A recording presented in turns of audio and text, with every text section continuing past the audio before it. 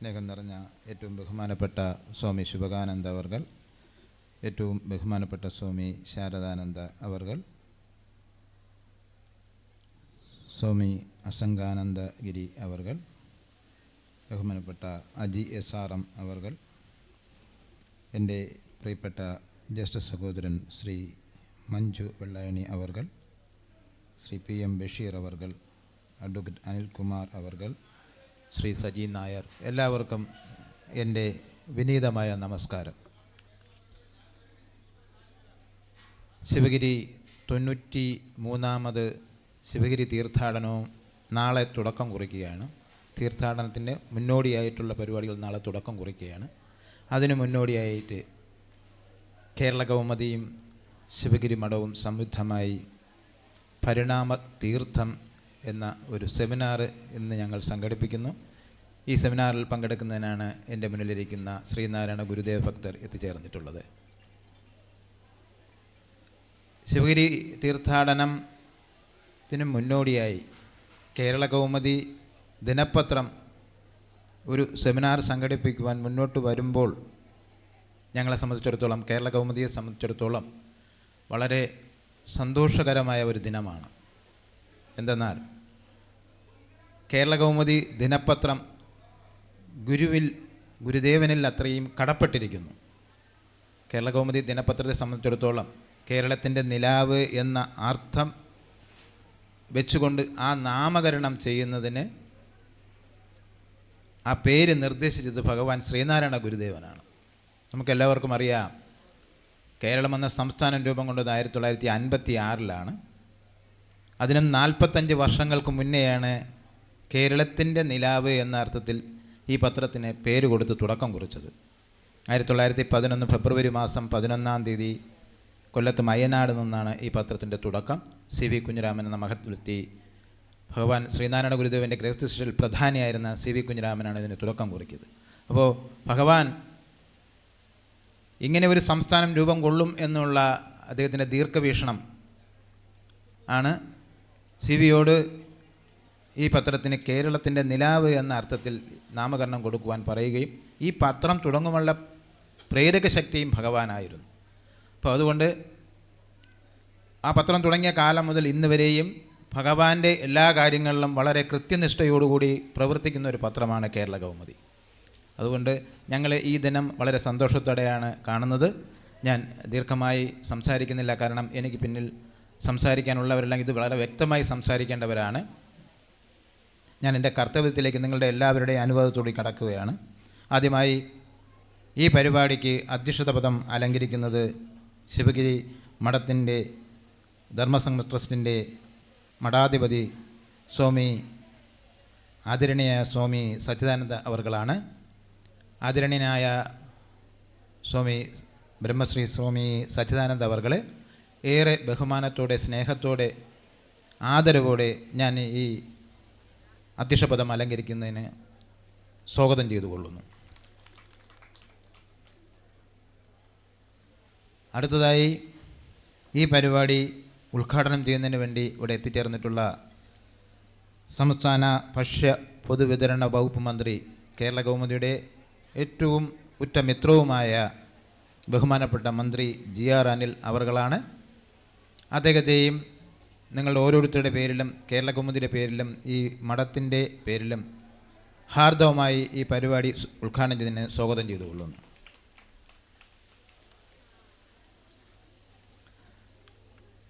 അടുത്തതായി ഈ പരിപാടിയുടെ മുഖ്യ പ്രഭാഷണം നടത്തുന്നത് തിരുവിതാംകൂർ ദേവസ്വം ബോർഡ് പ്രസിഡൻറ്റും മുൻ ചീഫ് സെക്രട്ടറിയുമായിരുന്ന ബഹുമാനപ്പെട്ട ശ്രീ K ജയകുമാർ സാറാണ്. ജയകുമാർ സാറും കേരള കൗമുദിയുടെ ഉറ്റ മിത്രമാണ്. അപ്പോൾ നമുക്കെല്ലാവർക്കും അറിയാം, നമ്മളെല്ലാം വളരെ ആകാംക്ഷയോടെ കാണുന്ന ഒരു വ്യക്തിയാണ് തിരുവിതാംകൂർ ദേവസ്വം ബോർഡ് പ്രസിഡൻറ്റ്. കാരണം ഇപ്പോഴത്തെ ശബരിമലയുടെ പ്രശ്നങ്ങൾക്കെല്ലാം പൂർണ്ണമായ ഒരു പരിഹാരം അദ്ദേഹം കണ്ടെത്തും എന്നുള്ള ഉറപ്പ് നമുക്കുണ്ട്. ആ ബഹുമാന വ്യക്തിത്വത്തെ ഈ പരിപാടിയിൽ മുഖ്യ പ്രഭാഷണം നടത്തുന്നതിന് വേണ്ടി കേരള കൗമുദിയുടെ പേരിലും ശിവഗിരി മഠത്തിൻ്റെ പേരിലും നിങ്ങളുടെ ഓരോരുത്തരുടെ പേരിലും അദ്ദേഹത്തെ ഈ വേദിയിലേക്ക് ഹാർദവമായി സ്വാഗതം ചെയ്തുകൊള്ളുന്നു. അടുത്തതായി ഈ അനുഗ്രഹ പ്രഭാഷണം നടത്തുന്നത് ബഹുമാനപ്പെട്ട നമ്മുടെ ആദരണീയനായ ശിവഗിരി ധർമ്മസംഘം ശ്രീനാരായണ ധർമ്മസംഘം ട്രസ്റ്റിൻ്റെ ജനറൽ സെക്രട്ടറിയാണ്. സ്വാമി എത്തിച്ചേർന്നിട്ടില്ല. സ്വാമി ശുഭഹങ്ങാനന്ദയെ വളരെ ആദരവോടെ നിങ്ങൾ ഓരോരുത്തരുടെ പേരിലും സ്വാഗതം ചെയ്തുകൊള്ളുന്നു. ഒപ്പം തീർത്ഥാടനത്തെക്കുറിച്ച് സംസാരിക്കുന്നത് തീർത്ഥാടന കമ്മിറ്റി സെക്രട്ടറി ആദരണീയനായ സ്വാമി ശാരദാനന്ദ അവർകളാണ്. അദ്ദേഹത്തെ കേരള ഗവൺമെൻറ്റിൻ്റെ പേരിലും നിങ്ങളുടെ ഓരോരുത്തരുടെ പേരിലും ഹാർദവമായി വേദിയിലേക്ക് സ്വാഗതം ചെയ്തുകൊള്ളുന്നു. അടുത്തതായി ആമുഖ പ്രഭാഷണം നടത്തുന്നത് കേരള ഗവൺമെൻറ്റിൻ്റെ അസോസിയേറ്റ് എഡിറ്ററും ചീഫ് ന്യൂസ് എഡിറ്ററുമായ എൻ്റെ ജ്യേഷ്ഠ സഹോദരൻ ശ്രീ VS രാജേഷ് അവർകളാണ്. അദ്ദേഹത്തെ മഠത്തിൻ്റെ പേരിലും നിങ്ങളുടെ ഓരോരുത്തരുടെ പേരിലും ഹാർദവമായി ഈ വേദിയിലേക്ക് ഞാൻ സ്വാഗതം ചെയ്തുകൊള്ളുന്നു. അടുത്തതായി ഇവിടെ എത്തിച്ചേരും എന്ന് പറഞ്ഞിട്ടുള്ള ആശംസാ പ്രസംഗം നടത്തുന്നതിന് വേണ്ടി എത്തിച്ചേരുന്ന ബഹുമാനപ്പെട്ട MLA V ജോയ് അവർകൾക്കാണ്. അദ്ദേഹത്തെയും ഞാൻ നിങ്ങളുടെ ഓരോരുത്തരുടെ പേരിലും കേരള ഗവൺമെൻറ്റിൻ്റെ പേരിലും മഠത്തിൻ്റെ പേരിലും സ്വാഗതം ചെയ്തുകൊള്ളുന്നു. അതുപോലെ തന്നെ ആശംസാ പ്രസംഗം നടത്തുന്ന ഗുരുധർമ്മ പ്രചാരണ സഭയുടെ സെക്രട്ടറി ബഹുമാനപ്പെട്ട ആദരണീയനായ സ്വാമി അസംഗാനന്ദഗിരിയാണ്. സ്വാമിയെയും നിങ്ങളുടെ ഓരോരുത്തരുടെ പേരിലും കേരള ഗവൺമെൻറ്റിൻ്റെ പേരിലും സ്വാഗതം ചെയ്തുകൊള്ളുന്നു. അടുത്തതായി ഈ വേദിയിലേക്ക് എത്തിച്ചേർന്നിട്ടുള്ളത് ശിവഗിരി SNDP യോഗം ശിവഗിരി യൂണിയൻ്റെ സെക്രട്ടറിയാണ് ബഹുമാനപ്പെട്ട ശ്രീ അജി SRM.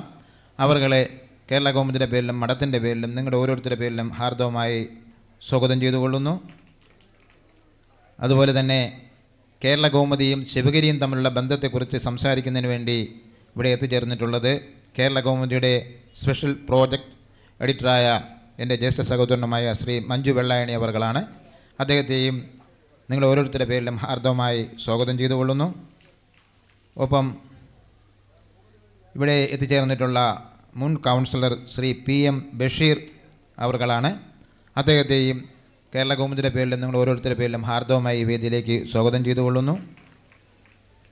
അതുപോലെ തന്നെ ഇവിടെ നന്ദി പ്രകാശനം നടത്തുന്നത് ഞങ്ങളുടെ വർക്കല പ്രാദേശിക റിപ്പോർട്ടറാണ് ശ്രീ സജി നായർ അവർകൾ. അദ്ദേഹത്തെയും ഹാർദവമായി സ്വാഗതം ചെയ്യുന്നു.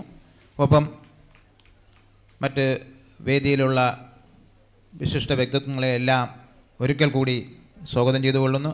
അതിനോടൊപ്പം തന്നെ എൻ്റെ മുന്നിലിരിക്കുന്ന ശ്രീനാരായണ ഗുരുദേവ ഭക്തരെ നിങ്ങളെ എല്ലാവരെയും ഗുരുനാമത്തിൽ ഈ പരിപാടിയിലേക്ക് ഹാർദവമായി സ്വാഗതം ചെയ്തുകൊണ്ട് ഞാൻ എൻ്റെ വാക്കുകൾ ഉപസംഹരിക്കുന്നു. എല്ലാവർക്കും ഗുരുവിൻ്റെ കടാക്ഷം കിട്ടട്ടെ എന്ന് പ്രാർത്ഥിച്ചുകൊള്ളുന്നു. നന്ദി, നമസ്കാരം. ആദരണീയ അധ്യക്ഷൻ സ്വാമി സച്ചിദാനന്ദ സ്വാമി അവർകൾ, ഉദ്ഘാടകനായി ഇവിടെ എത്തിയിട്ടുള്ള ഞങ്ങളുടെ കുടുംബ സുഹൃത്തു കൂടിയായ മന്ത്രി ശ്രീ GR അനിൽ, ഏറ്റവും പ്രിയങ്കരനായ ശ്രീ ജയകുമാർ സാർ,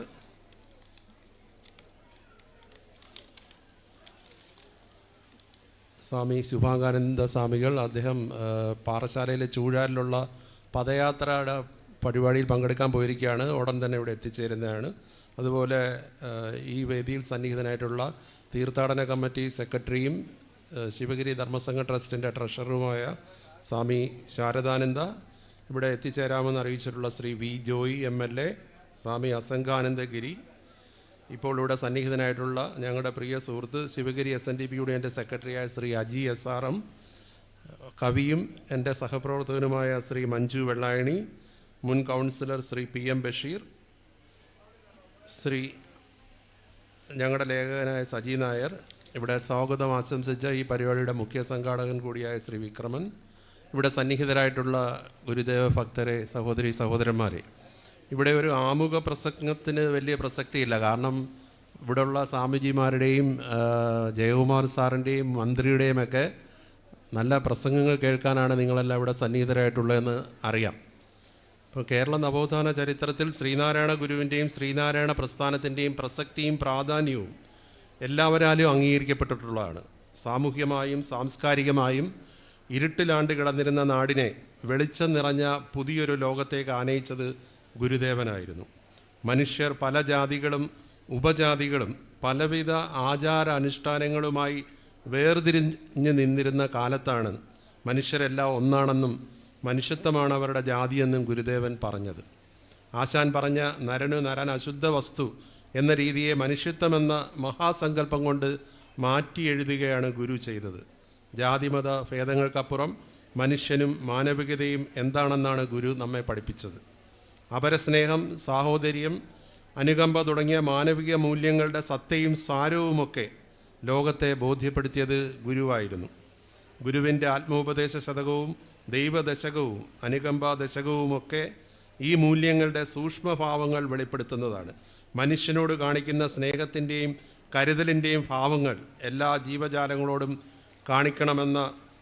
കാണിക്കണമെന്നതായിരുന്നു ഗുരുവിൻ്റെ മതം. ഈ അടിസ്ഥാനത്തിലാണ് എറുമ്പിനോട് പോലും പീഡ അരുതെന്ന് അനുകമ്പാ ദശകത്തിൽ ഗുരു പറഞ്ഞത്.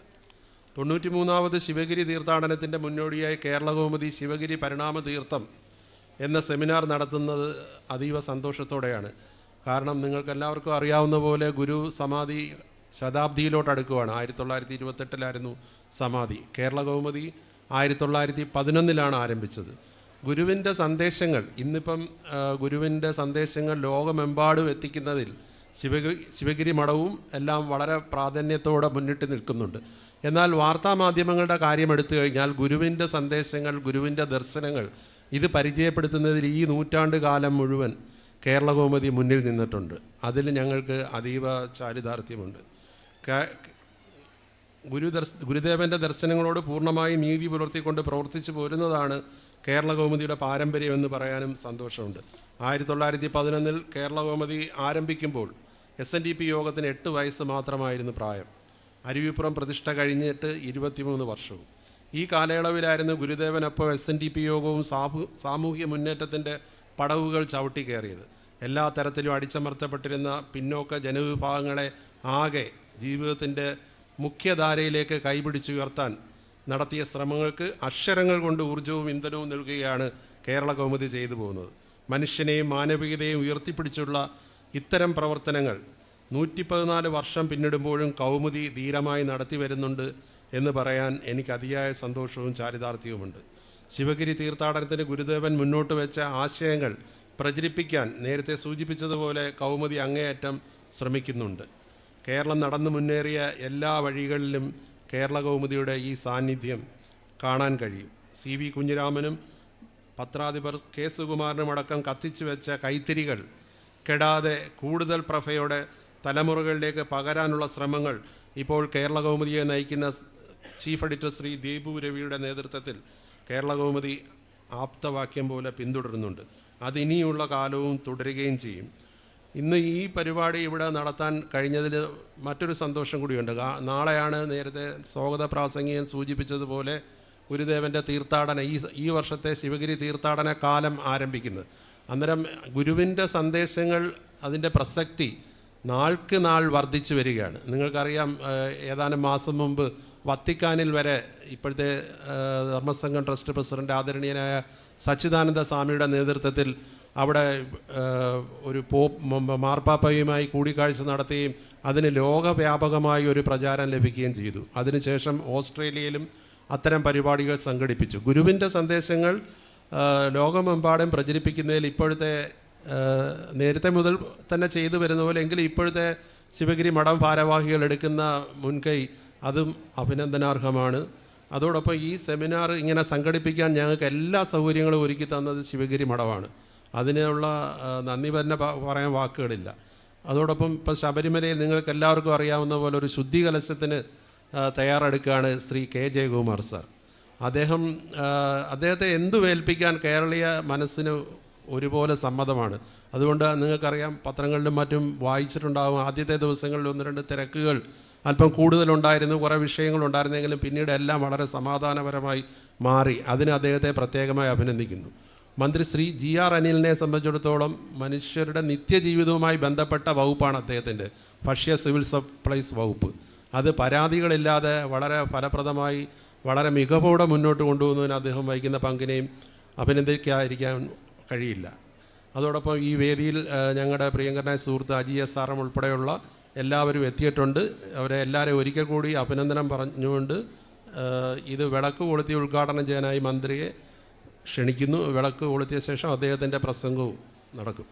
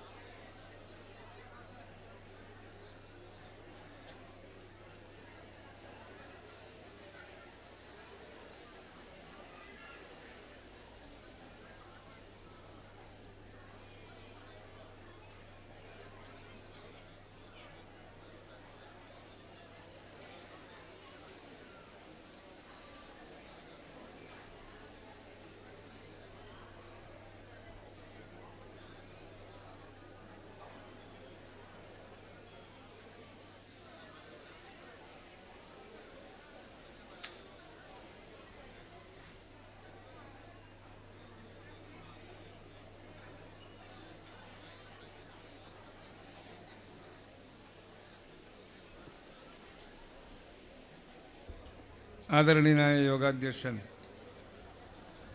സച്ചിദാനന്ദ സ്വാമികൾ, ഈ യോഗത്തിന് സ്വാഗതം പറഞ്ഞ Kerala Kaumudi unit chief Shri S Vikraman, എൻ്റെ പ്രിയ സുഹൃത്ത് കൗമുദിയുടെ associate editor Shri V S Rajesh, വേദിയിലുള്ള ബഹുമാന്യനായ ജയകുമാർ സാറ്, മറ്റു വേദിയിൽ Swami Asanganandagiri, Shri Aji S R M, Shri Manju Vellayani, എൻ്റെ പ്രിയ സുഹൃത്ത് Shri P M Basheer, Shri advocate Anilkumar, Shri Saji Nair, വേദിയിലും സദസ്സിലുമുള്ള ബഹുമാന്യരെ, ശിവഗിരി തീർത്ഥാടനത്തിനെത്തിയ സഹോദരിമാരെ, സ്നേഹിതരെ, ശിവഗിരി തീർത്ഥാടനത്തിൻ്റെ 93-ാം വർഷവുമായി ബന്ധപ്പെട്ട് കേരള കൗമുദി ശിവഗിരി പരിണാമ തീർത്ഥം എന്ന വിഷയം ആസ്പദമാക്കിക്കൊണ്ടുള്ള ഒരു സെമിനാറിൻ്റെ വേദിയാണ് നമ്മളെല്ലാം പങ്കെടുക്കുന്നത്. ആമുഖ പ്രഭാഷകനും സ്വാഗത പ്രാസംഗികനും സൂചിപ്പിച്ചതുപോലെ കേരള കൗമുദി ഗുരു സന്ദേശം, ഗുരുവിൻ്റെ വാക്കുകൾ പ്രചരിപ്പിക്കുന്നതിൽ മറ്റേത് പത്രമാധ്യമത്തെക്കാൾ മുഖ്യമായിട്ടുള്ള ചുമതലയും ലക്ഷ്യവും ഏറ്റെടുത്ത മാധ്യമമാണ് കേരള കൗമുദി.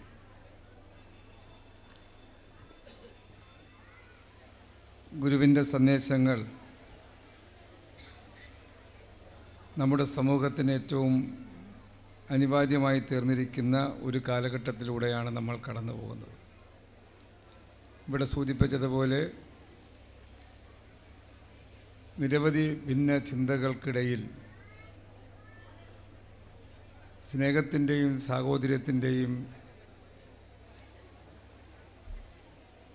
ദീപം കൊളുത്തിവെച്ച വാക്കുകളാണ് ഗുരു ആ കാലഘട്ടത്തിൽ ഉയർത്തിയത്. മറ്റ് സന്യാസി വര്യന്മാരിൽ നിന്നും അദ്ദേഹത്തെ വ്യത്യസ്തനാക്കുന്നതും അതുതന്നെയാണ്. നമ്മുടെ രാജ്യത്ത് എണ്ണമറ്റ സന്യാസി വര്യന്മാർ ഉണ്ടായിട്ടുണ്ട്. അവരുടെ എല്ലാ സങ്കല്പങ്ങളിൽ നിന്നും തികച്ചും വ്യത്യസ്തമായ ഒന്നായിരുന്നു ഗുരുവിൻ്റെ ജീവിതവും സന്ദേശവും.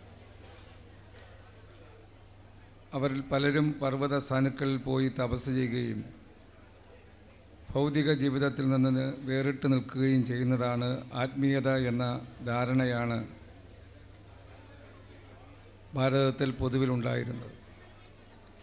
എന്നാൽ മഹാഭൂരിപക്ഷം വരുന്ന ജനതയുടെ ദാരിദ്ര്യത്തിലും നിരക്ഷതയിലും അന്ധവിശ്വാസത്തിലും അമർന്നിരുന്ന നമ്മുടെ സമൂഹത്തിൽ സ്വയം ആത്മീയ ഉത്കർഷണം നേടി മോക്ഷം പ്രാപിച്ചിട്ട് ഗുണമൊന്നുമില്ല എന്ന് മനസ്സിലാക്കിയവരാണ് നവോത്ഥാന നായകന്മാർ.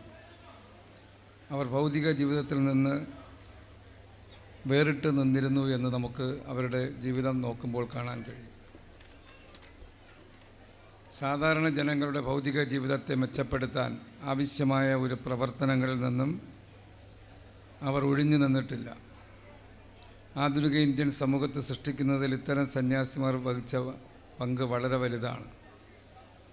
അക്കൂട്ടത്തിൽ ഏറ്റവും തലയെടുപ്പോടെ നിൽക്കുന്നത് ഗുരുദേവനാണ് എന്ന് നമുക്കെല്ലാം അറിയാം. ആധുനിക കേരളം സൃഷ്ടിക്കുന്നതിൽ ഗുരുവിൻ്റെ സംഭാവനകൾ ഒരു കാലത്തും വിസ്മരിക്കില്ല എന്ന് അദ്ദേഹത്തിൻ്റെ സന്ദേശങ്ങളിലെ ഓരോ വാക്കും വരികളിലൂടെ നമുക്ക് മനസ്സിലാക്കാൻ കഴിയുന്ന കാര്യമാണ്. 1928 ഗുരുവിൻ്റെ ശിഷ്യർ ഒരാശയം അദ്ദേഹത്തിൻ്റെ ശ്രദ്ധയിൽ കൊണ്ടുവന്നതാണ് തീർത്ഥാടനത്തിൻ്റെ തുടക്കത്തിലേക്ക് നീങ്ങിയതെന്നാണ് വായിച്ച് മനസ്സിലാക്കാൻ കഴിഞ്ഞിട്ടുള്ളത്. വിദ്യാഭ്യാസം, ശുചിത്വം, ആത്മസമർപ്പണം, സംഘടന, കൃഷി, വാണിജ്യം, കൈത്തൊഴിൽ, സാങ്കേതിക പരിജ്ഞാനം എന്നിവയെല്ലാം പ്രചരിപ്പിക്കുന്നതിന് വേണ്ടിയുള്ള ഒന്നായിരിക്കണം ഈ തീർത്ഥാടനമെന്ന് അദ്ദേഹം നിർദ്ദേശിക്കുകയുണ്ടായി.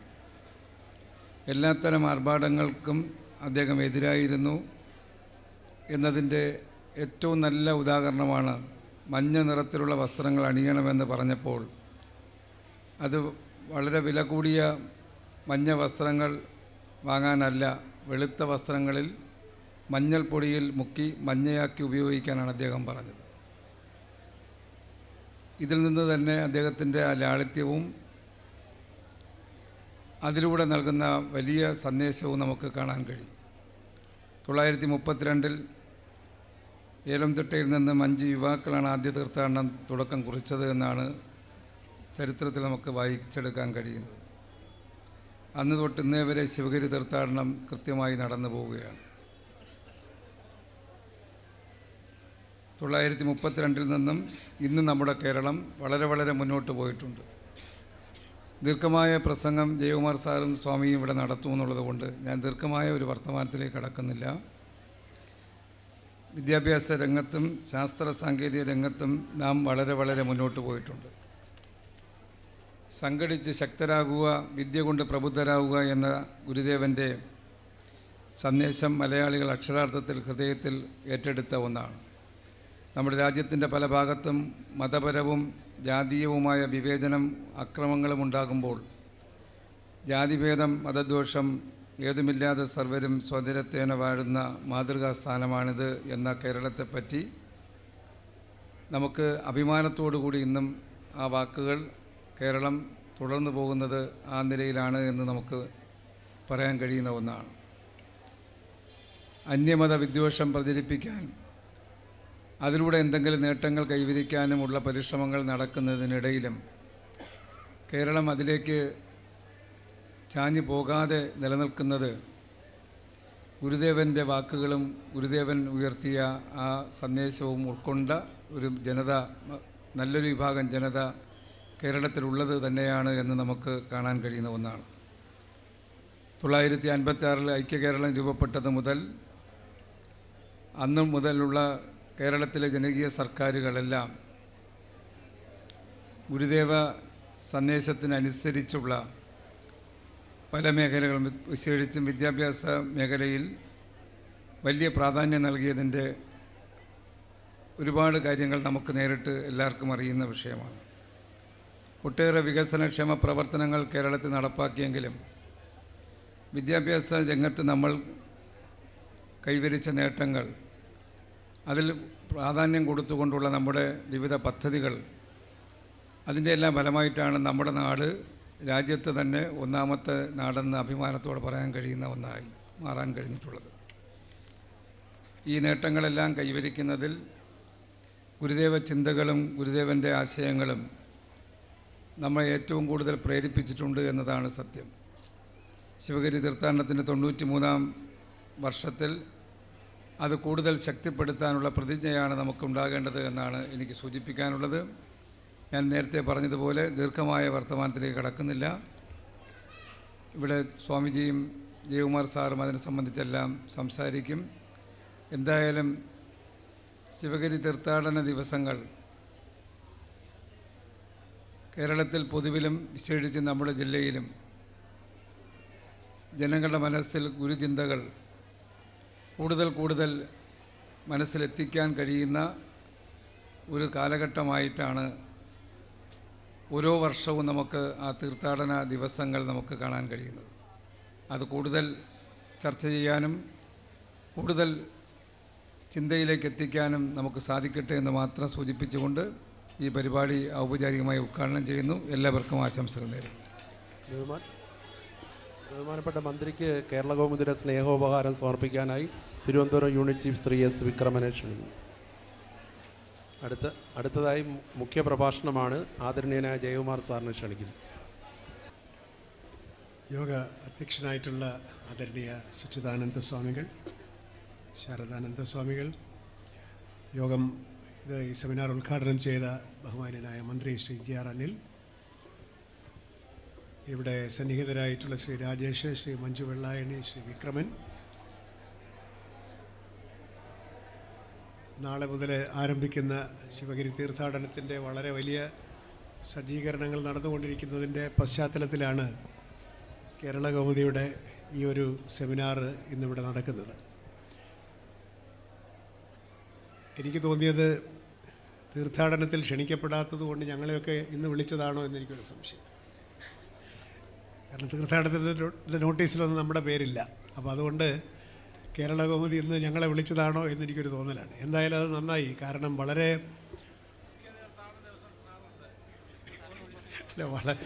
വളരെ ശ്രദ്ധയോടുകൂടിയിരിക്കുന്ന ഈ സദസ്സിനോട് ഗുരുദേവനെക്കുറിച്ച് ഏതാനും കാര്യങ്ങൾ പറയുന്നതും ഒരനുഗ്രഹമാണല്ലോ എന്ന് ഞാൻ വിചാരിക്കുകയാണ്.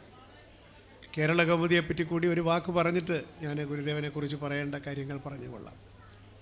കഴിഞ്ഞ 114-15 വർഷമായി ഗുരുദേവ ദർശനങ്ങളുടെ പ്രചാരണത്തിനും അതിൻ്റെ മൂല്യം സമൂഹത്തിലേക്ക് പ്രസരിപ്പിക്കുന്നതിനും കേരള കൗമുദിയെപ്പോലെ ഇത്രയേറെ ശ്രദ്ധ ഉള്ള മറ്റൊരു പ്രസിദ്ധീകരണം കേരളത്തിലില്ല എന്ന് തന്നെ പറയാം. ഗുരുദേവൻ അനുഗ്രഹാശിസ്സുകളും എല്ലാം ആ പ്രസ്ഥാനത്തെ മൂല്യവത്തായ ഒരു പ്രസ്ഥാനമായി മുമ്പോട്ട് നയിച്ചുകൊണ്ടിരിക്കുന്നു. ആ മൂല്യവത്തായ പരിശ്രമങ്ങളുടെ ഭാഗമായി ഇന്നിങ്ങനെ ഒരു സെമിനാർ നടക്കുന്നു. അതിൽ പ്രസംഗിക്കാൻ ക്ഷണിച്ചതിൽ ഞാൻ വ്യക്തിപരമായി വളരെ സന്തുഷ്ടനാണ്. തൃശ്ശൂരൊരു പരിപാടി ഏറ്റിട്ട് ഞാനത് ക്യാൻസൽ ചെയ്തിട്ടാണ് ഇന്നിവിടെ നിൽക്കുന്നത്. കാരണം ഈ പരിപാടിയുടെ ഒരു പ്രാധാന്യം കണക്കിലെടുത്തുകൊണ്ട് ഇന്നിവിടെ വരേണ്ടത്, എന്നെ കേൾക്കേണ്ടത് നിങ്ങളുടെ ചുമതലയല്ലെങ്കിൽ ഇവിടെ വരേണ്ടത് എൻ്റെ ചുമതലയായി കണക്കാക്കി എന്നിവിടെ വരാൻ സാധിച്ചതിൽ ഞാൻ അഭിമാനിക്കുകയാണ്. ബഹുമാന്യനായ മന്ത്രി കുറച്ച് വാക്കുകളിലൂടെയാണെങ്കിലും പറയേണ്ട കാര്യങ്ങളെല്ലാം, സാരവത്തായ കാര്യങ്ങളെല്ലാം ഇവിടെ പറയുകയുണ്ടായി. നാളെ മുതൽ ഒരുപാട് പ്രഭാഷണങ്ങൾ കേൾക്കാൻ നിങ്ങൾ തയ്യാറായിരിക്കുമ്പോൾ അതിൽ നിന്ന് വ്യത്യസ്തമായി എന്തെങ്കിലും പറയുക എന്നുള്ളത് അസാധ്യവുമാണ്. എങ്കിലും ഈ ഒരു സന്ദർഭത്തിൽ, തീർത്ഥാടനം ആരംഭിക്കുന്ന ഈ ഒരു മുഹൂർത്തത്തിൽ അതിന് മുന്നോടിയായി നടക്കുന്ന ഒരു സെമിനാർ എന്നുള്ള നിലയ്ക്ക് കേരളത്തിൻ്റെ മനസ്സിൽ ഗുരുദേവൻ ഉണർത്തിയ ചിന്തകൾ അല്ലെങ്കിൽ അദ്ദേഹം ചാർത്തിയ മുദ്ര, അതിനെക്കുറിച്ചാണ് പറയേണ്ടത്. ഞാൻ പിന്തിരിഞ്ഞ് നോക്കുമ്പോൾ ഒരു 100 വർഷങ്ങൾക്കെല്ലാം മുമ്പ് കേരളം അല്ലെങ്കിൽ ഇന്ത്യ തന്നെ സ്വാതന്ത്ര്യം ലഭിക്കാതിരുന്ന ഒരു കാലത്ത്, ബ്രിട്ടീഷ് സാമ്രാജ്യത്തിൻ്റെ ഭാഗമായി നമ്മൾ പുലർന്നിരുന്ന ഒരു കാലത്ത്, ഭരണഘടനയുടെയോ മറ്റ് നിയമവ്യവസ്ഥയുടെയോ ഒന്നും തന്നെ രാഷ്ട്രീയമോ നിയമപരമോ ആയിട്ടുള്ള പിൻബലമൊന്നുമില്ലാതെ നിലവിലിരുന്ന മാമൂലുകളെ, നിലവിലിരുന്ന വിശ്വാസങ്ങളെ, ഭരണകൂടം തന്നെ കൊണ്ടാടിയിരുന്ന നിലവിലിരുന്ന ആചാരങ്ങളെ വളരെ മൃദുവായിട്ടാണെങ്കിലും ധീരമായി ഇതൊന്നും ശരിയല്ല എന്ന് പറഞ്ഞ ധീരതയുടെ ശബ്ദമാണ് ഗുരുദേവൻ്റേത്. നമുക്ക് ഈ 21-ാം നൂറ്റാണ്ടിൽ ജീവിക്കുന്ന നമുക്ക്, അല്ലെങ്കിൽ 1947 ശേഷം ജനിച്ച പലർക്കും ആ ധീരതയുടെ തോത് മനസ്സിലാവുകയില്ല. കാരണം നമ്മൾ ജനിച്ചത് ഒരു സ്വതന്ത്ര ഭാരതത്തിലാണ്. എന്നാൽ ഗുരുദേവൻ പ്രവർത്തിച്ചത് തിരുവിതാംകൂറിലാണ്, രാജഭരണത്തിലുള്ള തിരുവിതാംകൂറിലാണ്. ആ രാജഭരണത്തെ നിയന്ത്രിച്ചു കൊണ്ടിരുന്ന ബ്രിട്ടീഷ് സാമ്രാജ്യത്തിൻ്റെ ഭാഗമാണ്, ബ്രിട്ടീഷ് സാമ്രാജ്യത്തിൻ്റെ സ്വാധീനമുണ്ട്. അപ്പോൾ ഈ രാജഭരണത്തെ നിയന്ത്രിച്ചു കൊണ്ടിരുന്ന ഒരുപാട് ബ്രാഹ്മണ്യങ്ങളുടെയും അല്ലെങ്കിൽ ഒരുപാട് യാഥാസ്ഥിതികമായ നിലപാടുകളുടെയും പിടിയിലമർന്ന ഒരു രാജഭരണത്തിന് കീഴിലാണ് ഗുരു പ്രവർത്തിച്ചത് എന്നുള്ളത് നമ്മൾ മറന്നുകൂടാ. കൽപ്പന കല്ലേപ്പിളർക്കുന്ന കാലമാണ്. അവിടെയാണ് ജാതിയുടെയും മതത്തിൻ്റെയും പേരിൽ മനുഷ്യനെ അകറ്റി നിർത്തരുത് എന്ന ഉജ്ജ്വലമായിട്ടുള്ളൊരാശയത്തെ വളരെ ധീരമായി ഭരണകൂടത്തോട് പരമാർത്ഥം വിളിച്ചു പറഞ്ഞുകൊണ്ട് ഒരു വലിയ ആത്മീയ സാമൂഹ്യ വിപ്ലവത്തിന് ഗുരുദേവൻ തുടക്കമിട്ടെങ്കിൽ അതിൻ്റെ സാമൂഹ്യമായ മാനത്തെക്കാളും അതിൻ്റെ ധീരതയ്ക്ക് മുമ്പിൽ മുട്ടുമടക്കാനാണ് എനിക്ക് തോന്നുന്നത്, സാഷ്ടാംഗം പ്രണമിക്കാനാണ് എനിക്ക് തോന്നുന്നത്. ആ ധീരതയാണ്. ഭരണകൂടത്തിന് ഇഷ്ടമുള്ള കാര്യങ്ങളൊന്നുമല്ലല്ലോ ഗുരുദേവൻ പറഞ്ഞത്. ഭരണകൂടം നടത്തിക്കൊണ്ടിരുന്ന പള്ളിക്കൂടങ്ങളിൽ താണജാതിയിൽപ്പെട്ടവർക്ക് പ്രവേശനമില്ലാതിരുന്ന കാലത്താണല്ലോ ഒരു ജാതി ഒരു മതം എന്ന് വിളിച്ചു പറയാൻ ഗുരുദേവന് ധൈര്യമുണ്ടായത്. ഈ ക്ഷേത്രപ്രതിഷ്ഠ എന്നൊക്കെ പറഞ്ഞാൽ ബ്രാഹ്മണർക്ക് മാത്രം വിധിച്ചിരുന്ന ഒരു കാലത്ത് ഞാനിവിടെ ഒരു ക്ഷേത്രപ്രതിഷ്ഠ നടത്തുകയും ഇവിടെ ഈ ക്ഷേത്രത്തിൽ ഉച്ചനീചത്വങ്ങളില്ല എന്നും എല്ലാവരും സോദരത്വേന വാഴുന്ന മാതൃകാസ്ഥാനമാണ് ഇതെന്നും പറയുമ്പോൾ സോദരന്മാരല്ലാതെ നിങ്ങൾ നടത്തുന്ന ക്ഷേത്രങ്ങളൊന്നും മാതൃകാസ്ഥാനമല്ല എന്ന പരോക്ഷമായ ഒരു പരാമർശം കൂടി ഗുരുദേവൻ അതിനകത്ത് സമർത്ഥമായി നടത്തുന്നുണ്ട് കേട്ടോ. നിങ്ങൾ അനുവദിക്കാത്ത ഈ പ്രതിഷ്ഠ അന്നത്തെ യാഥാസ്ഥിതികത്വം അനുവദിക്കാത്ത, കൽപ്പിച്ചു കൊടുക്കാത്ത ഒരു ശിവലിംഗ പ്രതിഷ്ഠ നടത്തിക്കൊണ്ട് ഒരു വലിയ വിപ്ലവത്തിന് അദ്ദേഹം തുടക്കമിട്ടപ്പോൾ താഴെ എഴുതി വെച്ച വരികളാണ് ഏറ്റവും പ്രധാനം. ജാതിഭേദം മതദ്വേഷം ഏതുമില്ലാതെ സർവരും സോദരത്വേന വാഴുന്ന മാതൃകാസ്ഥാനമാണിത്. ഞാൻ ഈ സ്ഥാപിച്ച ഈ സ്ഥലമുണ്ടല്ലോ, ഇതൊരു മാതൃകാസ്ഥാനമാണ്. അതിൻ്റെ അർത്ഥം എന്താണ്? ഇങ്ങനെ അല്ലാത്ത ക്ഷേത്രപ്രവേശന വിളംബരം നടന്നിരുന്നില്ല എന്ന് ആലോചിച്ചോണം. അങ്ങനെ അല്ലാത്ത സ്ഥലങ്ങൾ മാതൃകാസ്ഥാനമല്ല. എന്താ കാരണം? അവിടെ ആരും സോദരത്വേന വാഴുന്നില്ല.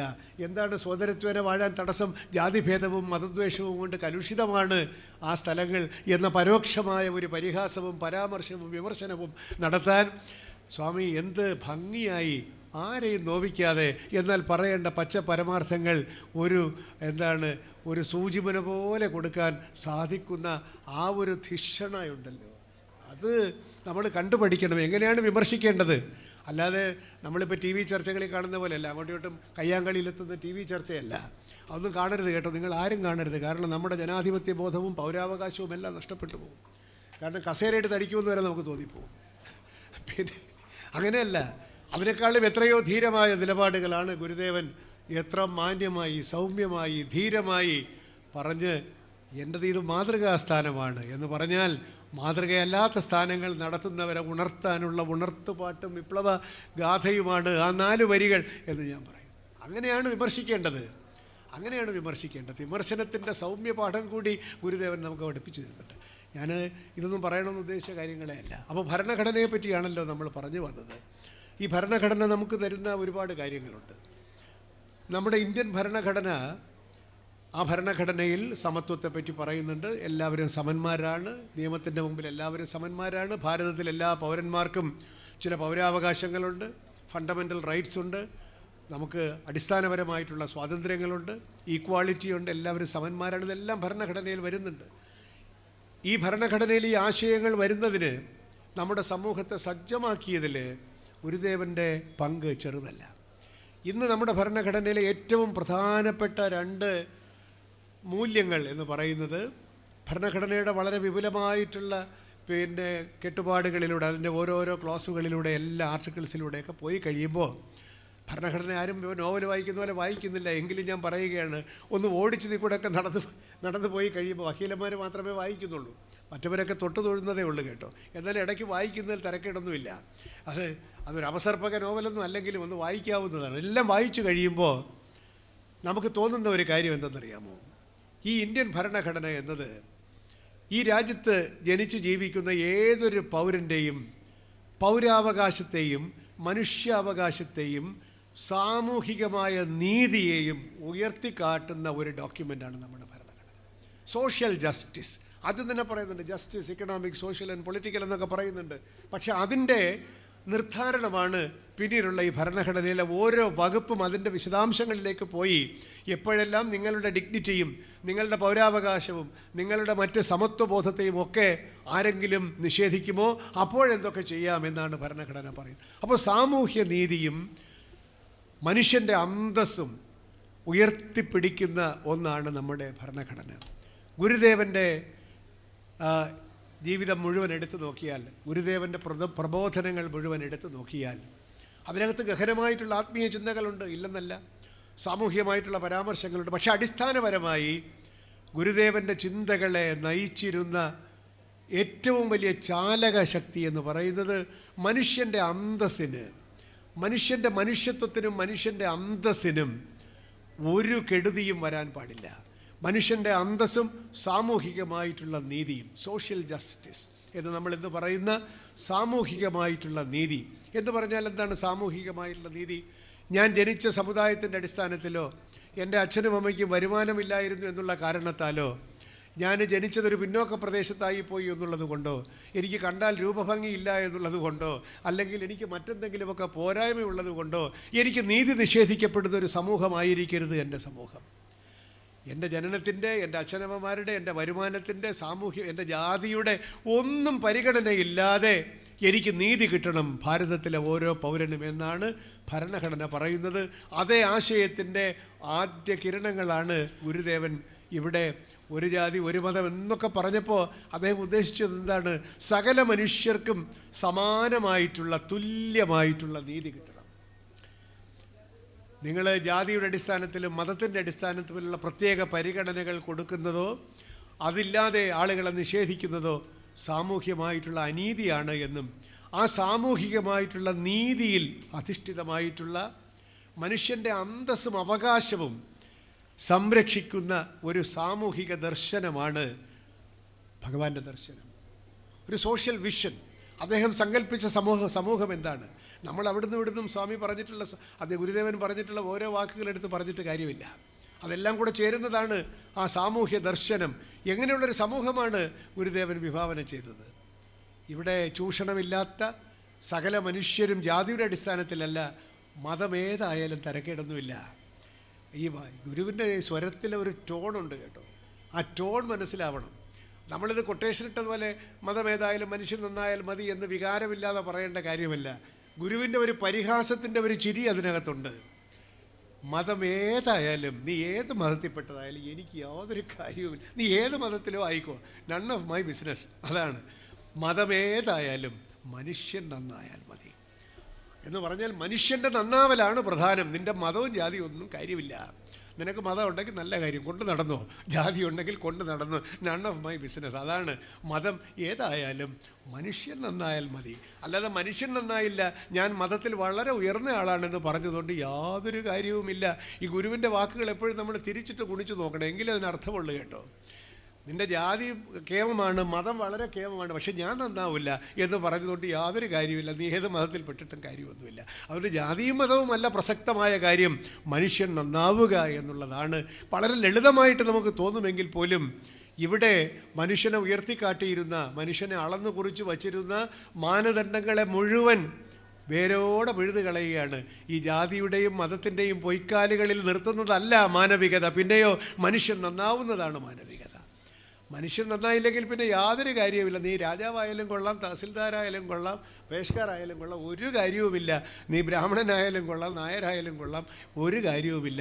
മനുഷ്യൻ നന്നാവണം. സോഷ്യൽ ജസ്റ്റിസ് എന്ന് ഭരണഘടന പറയുന്ന സാമൂഹ്യ നീതിയുടെ മാനവികതയുടെ ഉണർത്തുപാട്ടാണ് ഗുരുദേവൻ നമ്മളോട് പറഞ്ഞു പോയത്. ഞാനിപ്പോൾ ദീർഘമായി പ്രസംഗിക്കുന്നില്ല, ഒന്ന് ആരോഗ്യത്തിന് മോശം, പിന്നെ ശബ്ദം മോശം. എനിക്ക് പറയാനുള്ളൊരു കാര്യം, നമ്മൾ ഓരോ വർഷവും ഗുരുദേവൻ അനുസ്മരിക്കുമ്പോൾ പല രീതിയിൽ അനുസ്മരിക്കാം കേട്ടോ. വഴിപാട് അനുസ്മരണം കൊണ്ടൊരു കാര്യവുമില്ലെന്നാണ് ഗുരുദേവൻ്റെ സ്വരത്തിൽ ഞാൻ പറയുന്നത്. ഗുരുദേവൻ അനുസ്മരിക്കുമ്പോൾ ഗുരുദേവൻ പറഞ്ഞു പോയിട്ടുള്ള അനേകം ആശയങ്ങളിൽ ഒരെണ്ണമെങ്കിൽ ഈ വർഷം ഞാൻ നടപ്പിലാക്കിയിരിക്കും എന്ന് വേണം വിചാരിക്കാൻ. നമ്മുടെ മനസ്സിൽ ജാതി ചിന്തയുണ്ടെങ്കിൽ അത് പാടില്ല. മനുഷ്യൻ്റെ അവകാശവും അന്തസ്സുമാണ് എനിക്ക് ഏറ്റവും പ്രധാനം. ജാതിയുടെയും മതത്തിൻ്റെയും പേരിൽ വിദ്വേഷമുണ്ടാക്കാൻ എന്നെ കിട്ടുകയില്ല എന്ന് പറയാൻ നമുക്ക് സാധിക്കുമെങ്കിൽ നമ്മൾ ഗുരുദേവ ചിന്തയുടെ പതാകവാഹകരായി മാറുകയാണ്. ഗുരുദേവനെ പോലുള്ള യുഗപുരുഷന്മാർ അവർ ജീവിച്ചിരുന്ന കാലഘട്ടത്തിലാണ് പ്രവർത്തിക്കുന്നത്. തീർച്ചയായിട്ടും അവരന്ന് പറഞ്ഞു പോയ കാര്യങ്ങളെല്ലാം ആ സാഹചര്യങ്ങളിൽ പ്രസക്തമാണ്. എന്നാൽ എല്ലാ നേതാക്കന്മാരും അങ്ങനെ പറയുമെങ്കിലും യുഗപുരുഷന്മാരെന്ന് നമ്മൾ വിശേഷിപ്പിക്കുന്ന ഗുരുദേവനെ പോലെയുള്ളവരുടെ ചിന്തകൾ, അവർ പ്രവർത്തിച്ചിരുന്ന, അവർ ജീവിച്ചിരുന്ന കാലഘട്ടത്തിൽ എന്തുമാത്രം പ്രസക്തമായിരുന്നുവോ ആ സാഹചര്യങ്ങളെല്ലാം ഇന്ന് മാറി. ഇന്ന് ഞാനീ പറഞ്ഞതുപോലെ ഭരണഘടന വന്നു, നമുക്ക് സമത്വ ചിന്തയുണ്ട്, ഈക്വാളിറ്റി ഉണ്ട്, നിയമപരമായ പരിരക്ഷയുണ്ട്. അങ്ങനെ വരുമ്പോൾ ഇപ്പോൾ പിന്നെ ഗുരുദേവൻ്റെ ചിന്തയ്ക്ക് എന്താണ് പ്രസക്തി എന്ന് വേണമെങ്കിൽ ചോദിക്കാം. അതൊക്കെ ഇപ്പോൾ നിങ്ങൾ ഭരണഘടനയിലൊക്കെ വന്നല്ലോ, ഇനിയിപ്പോൾ എന്താ? പക്ഷേ ഗുരുദേവ ചിന്തകൾ, ഒരു യുഗപുരുഷൻ്റെ ചിന്തയുടെ ഗുണം എന്തെന്ന് ചോദിച്ചാൽ ആ ചിന്തയെ മാത്രം അടർത്തിയെടുത്ത് ആ സന്ദർഭം മാറിയാലും ആ ചിന്തയുടെ പ്രസക്തി എന്ത് എന്ന് പരിശോധിക്കുന്നതാണ് നമ്മുടെ ഏറ്റവും വലിയ ഉത്തരവാദിത്വം. ഗുരുദേവൻ ജീവിച്ച സാഹചര്യം ഇന്ന് കേരളത്തിലില്ല, വ്യത്യസ്തമായ സാഹചര്യമാണ്. പക്ഷേ ആ ചിന്തകളുടെ സത്ത എടുത്തിട്ട് ഇന്നത്തെ സമൂഹത്തിലേക്ക് സൂപ്പർ ഇമ്പോസ് ചെയ്യുമ്പോൾ അപ്പോൾ ഒരു പുതിയ ഗുരുദേവനെ നമുക്ക് കാണാൻ സാധിക്കും. ആ ഗുരുദേവ ചിന്തകൾ ഇന്നത്തെ നമ്മുടെ സമൂഹത്തിലുമുണ്ടല്ലോ. അനാചാരങ്ങൾ ഇന്നത്തെ നമ്മുടെ സമൂഹത്തിലുമുണ്ടല്ലോ. 21-ാം നൂറ്റാണ്ടിലെ അന്ധവിശ്വാസങ്ങൾ നമ്മുടെ സമൂഹത്തിൽ ഇന്നുണ്ടല്ലോ. 21-ാം നൂറ്റാണ്ടിലെ ചൂഷണങ്ങൾ നമ്മുടെ നൂറ്റാണ്ടിലുമുണ്ടല്ലോ. ഐത്താചാരങ്ങൾ, ചില ഐത്താചാരങ്ങൾ പഴയതുപോലല്ല, കുളിയൊന്നുമില്ല. പോയി കുളിച്ചിട്ടുള്ള ഐത്താചാരമല്ല, വേറെ തരത്തിലുള്ള ഐത്താചാരങ്ങളുണ്ട് നമ്മുടെ ഇടയിൽ. ഇവിടെ ഉച്ചനീചത്വങ്ങളുണ്ട്, ഇവിടെ ഇപ്പോഴുമുണ്ട് ഒരുപാട് അന്ധവിശ്വാസങ്ങൾ, സാമൂഹ്യമായ അനാചാരങ്ങൾ. ഒരിക്കൽ നമ്മൾ ഉച്ചാടനം ചെയ്തു എന്ന് വിചാരിച്ചു കൊണ്ടിരുന്ന അനാചാരങ്ങൾ പോലും ഇപ്പോൾ പുതിയ വേഷം ധരിച്ച് ഈ ശാസ്ത്രയുഗത്തിൽ പോലും നമ്മുടെ ഇടയിലേക്ക് വന്നുകൊണ്ടിരിക്കുകയാണ്. സാമൂഹികമായിട്ടുള്ള ചിന്തകൾ, രാഷ്ട്രീയമായിട്ടുള്ള പ്രവർത്തനങ്ങളിലൊക്കെ തന്നെ നമ്മൾ ഉച്ചാടനം ചെയ്ത മതേതരത്വത്തിൻ്റെ മഹാമൂല്യങ്ങളൊക്കെ തിരിച്ചു വരികയാണോ എന്നൊക്കെ നമ്മൾ ആലോചിക്കണം. ഗുരുദേവ ചിന്തകളെന്ന് പറയുന്ന കവചം ധരിച്ചുകൊണ്ട് മനുഷ്യൻ നന്നായാൽ മതി എന്ന് പറയുന്ന മഹാമന്ത്രം പ്രാവർത്തികമാക്കാൻ തടസ്സമായി നമ്മുടെ കാലഘട്ടത്തിൽ നമ്മൾ അനുഭവിക്കുന്ന പീഡകളെ, അല്ലെങ്കിൽ നമ്മൾ അനുഭവിക്കുന്ന ബുദ്ധിമുട്ടുകളെ തരണം ചെയ്യാൻ, ആ ഇരുട്ടിൻ്റെ കോട്ടകളെ ഭേദിക്കുവാൻ ഗുരുദേവ ചിന്തകളുടെ പ്രകാശം നമുക്ക് ഒരു വലിയ ആയുധമായി തീരട്ടെ എന്ന് ഞാൻ വിചാരിക്കുകയാണ്. ഗുരുദേവൻ പറഞ്ഞു കേരളമെല്ലാം നേരെയായെന്ന് പറഞ്ഞ പോലെ കേരളം നേരെയായെന്നല്ല, ഈ ലോകം തന്നെ ഒരുപാട് പ്രശ്നങ്ങളിലാണല്ലോ ഇപ്പോൾ. ഗുരുദേവൻ ജീവിച്ചിരുന്ന കാലത്തുള്ള സാമൂഹികമായിട്ടുള്ള ഉച്ചനീചത്വങ്ങളോ ചൂഷണങ്ങളോ അല്ല ഇന്ന്. ഇത് പുതിയ തരത്തിലുള്ള കോർപ്പറേറ്റ് ചൂഷണങ്ങളാണ് ഈ ലോകത്തെ മുമ്പോട്ട് നയിക്കുന്നത്. കോർപ്പറേറ്റ് ചൂഷണങ്ങളാണ്. പരിസ്ഥിതിയെ മുഴുവൻ ഇല്ലാതാക്കിക്കൊണ്ട് ഹിമാചൽ പ്രദേശിലും ഉത്തരാഖണ്ഡിലുമൊക്കെ നടക്കുന്ന ഖനനങ്ങൾ, ആഫ്രിക്കയിൽ നടക്കുന്ന, ലോകത്ത് എവിടെ നടക്കുന്നത് നമുക്ക് പ്രശ്നമാണ് കേട്ടോ. ഇക്വാഡറിൽ നടക്കുന്ന ഖനനമായാലും നമുക്ക് പ്രശ്നമാണ്.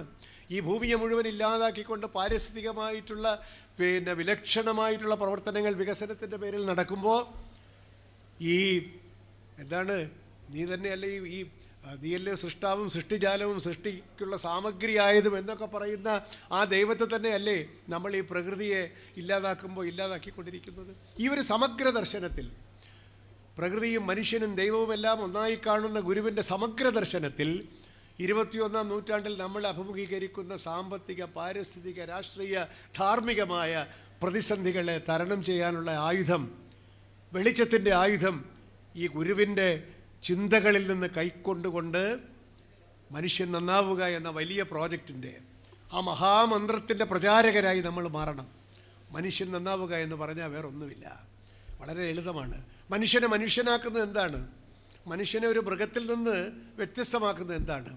മനുഷ്യന് മനുഷ്യത്വമുള്ളത് കൊണ്ടാണ് അവൻ മനുഷ്യനായതെന്ന് പറയുമല്ലോ. എന്താണ് ഈ മനുഷ്യത്വം? അവന് സ്നേഹിക്കാനും, അവന് കരയാനും, അനുതാപം കൊള്ളാനും, അവന് സഹതപിക്കാനും, സഹായിക്കാനും, മറ്റുള്ളവന് ഉതകി ജീവിക്കുവാനും ഒക്കെയുള്ള സഹാനുഭൂതി കാണിക്കുവാനും എല്ലാമുള്ള കഴിവുള്ളത് കൊണ്ടാണ് മനുഷ്യൻ മനുഷ്യനാവുന്നത്. അതാണ് ഗുരുദേവൻ പറഞ്ഞത്, മതം ഏതായിട്ടും കാര്യമൊന്നുമില്ല, മനുഷ്യൻ നന്നായാൽ മതി എന്ന് പറഞ്ഞാൽ, നന്നാവുന്ന പ്രക്രിയ എന്ന് പറഞ്ഞാൽ മനുഷ്യനെ മനുഷ്യനാക്കി തീർക്കുന്ന ഈ ഗുണങ്ങളെ, ഈ മൂല്യങ്ങളെ, മാനവികതയുടെ, സ്നേഹത്തിൻ്റെ, സാഹോദര്യത്തിൻ്റെ, സമഭാവനയുടെ, സഹാനുഭൂതിയുടെ, സ്നേഹത്തിൻ്റെ ഒക്കെ മൂല്യങ്ങളെ നമ്മുടെ ഹൃദയത്തിൽ ഉണർത്തി നിർത്താൻ സാധിക്കുമ്പോഴാണ് മനുഷ്യൻ മനുഷ്യനായി തീരുന്നത്. നിനക്ക് വലിയ പാണ്ഡിത്യമുണ്ടെന്ന് പറഞ്ഞുകൊണ്ട് കാര്യമില്ല മനുഷ്യത്വമില്ല എങ്കിൽ. മതമേതായാലും ശരി, നിൻ്റെ ഡിഗ്രി എന്തായാലും ശരി, ജോലി എന്തായാലും ശരി, ഏത് പദവി ഉണ്ടെങ്കിലും ശരി, ബാങ്കിൽ എത്ര കോടി രൂപ കിടപ്പുണ്ടെങ്കിലും ശരി, മതം നിനക്ക് എന്നുണ്ടായാലും ശരി, മനുഷ്യൻ നന്നായാൽ മതി എന്ന് പറയുന്നതിൻ്റെ അർത്ഥം മനുഷ്യൻ മനുഷ്യത്വത്തോടു കൂടി ജീവിക്കാൻ സാധിക്കണം. ആ മനുഷ്യത്വം ഇല്ലാതാക്കുന്ന ധാർമ്മിക ച്യുതിയുടെ ഒരു കാലഘട്ടത്തിൽ ആ മനുഷ്യത്വത്തെ വീണ്ടെടുത്ത് നമ്മുടെ ഹൃദയത്തിൽ പ്രതിഷ്ഠിക്കുവാനുള്ള വലിയ വലിയ ആഹ്വാനമാണ് ഗുരുദേവ ചിന്തകൾ നിശബ്ദമായി നമ്മളോട് നടത്തിക്കൊണ്ടിരിക്കുന്നത്.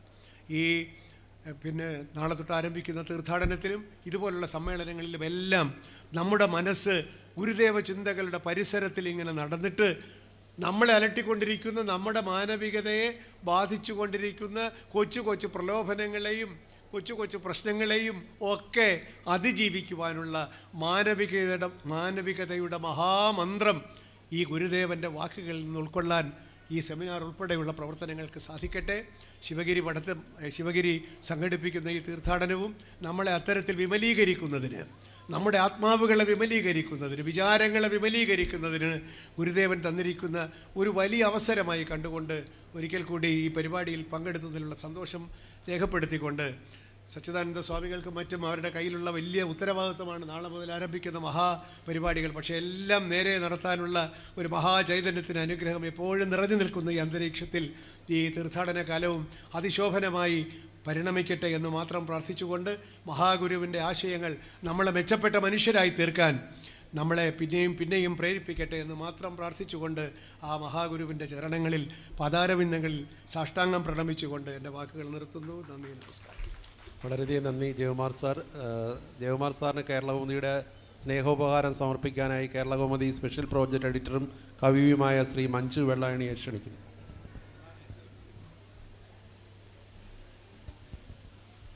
അടുത്തതായി ഈ അധ്യക്ഷ പ്രസംഗം നടത്താൻ ആദരണീയനായ സച്ചിദാനന്ദ സ്വാമി അവറുകളെ വളരെ വിനയത്തോടെ ആദരവോടെ ക്ഷണിക്കുന്നു. ഓം അവതാരവരിഷ്ടന്തം സർവാനുഗ്രഹദായിനം ശ്രീനാരായണ ഗുരും വന്ദേ സർവമംഗളസിദ്ധയേ. ശ്രീനാരായണ ഗുരും വന്ദേ സർവമംഗളസിദ്ധയേ. ഓം ശാന്തി ശാന്തി ശാന്തി. ഓം ശിവഗിരി മഠത്തിൻ്റെയും കേരള കൗമുദി കുടുംബത്തിൻ്റെയും അഭ്യുദയകാംക്ഷികളായ സജ്ജനങ്ങളെ, ഈ സമ്മേളനം ഇവിടെ സമുദ്ഘാടനം ചെയ്ത് വേദിയിൽ നിന്നും ഇറങ്ങിയ ബഹുമാന്യപ്പെട്ട മന്ത്രി ശ്രീ അനിൽ അവറുകളെ, ഇന്ന് കേരളത്തിൽ ജീവിച്ചിരിക്കുന്ന സാമൂഹ്യ സാംസ്കാരിക രംഗങ്ങളിൽ ഏറ്റവും വലിയ മഹാൻ എന്ന് വിശേഷിപ്പിക്കാവുന്ന ശ്രീ ജയകുമാർ സാറ്, കേരള കൗമുദിയുടെ അസോസിയേറ്റ് എഡിറ്റർ ശ്രീ രാജേഷ്, ശ്രീ മഞ്ജു വെള്ളയായനി, മറ്റ് വിശിഷ്ട അതിഥികളെ, തീർത്ഥാടന കമ്മിറ്റി സെക്രട്ടറി ശാരദാൻ സ്വാമി,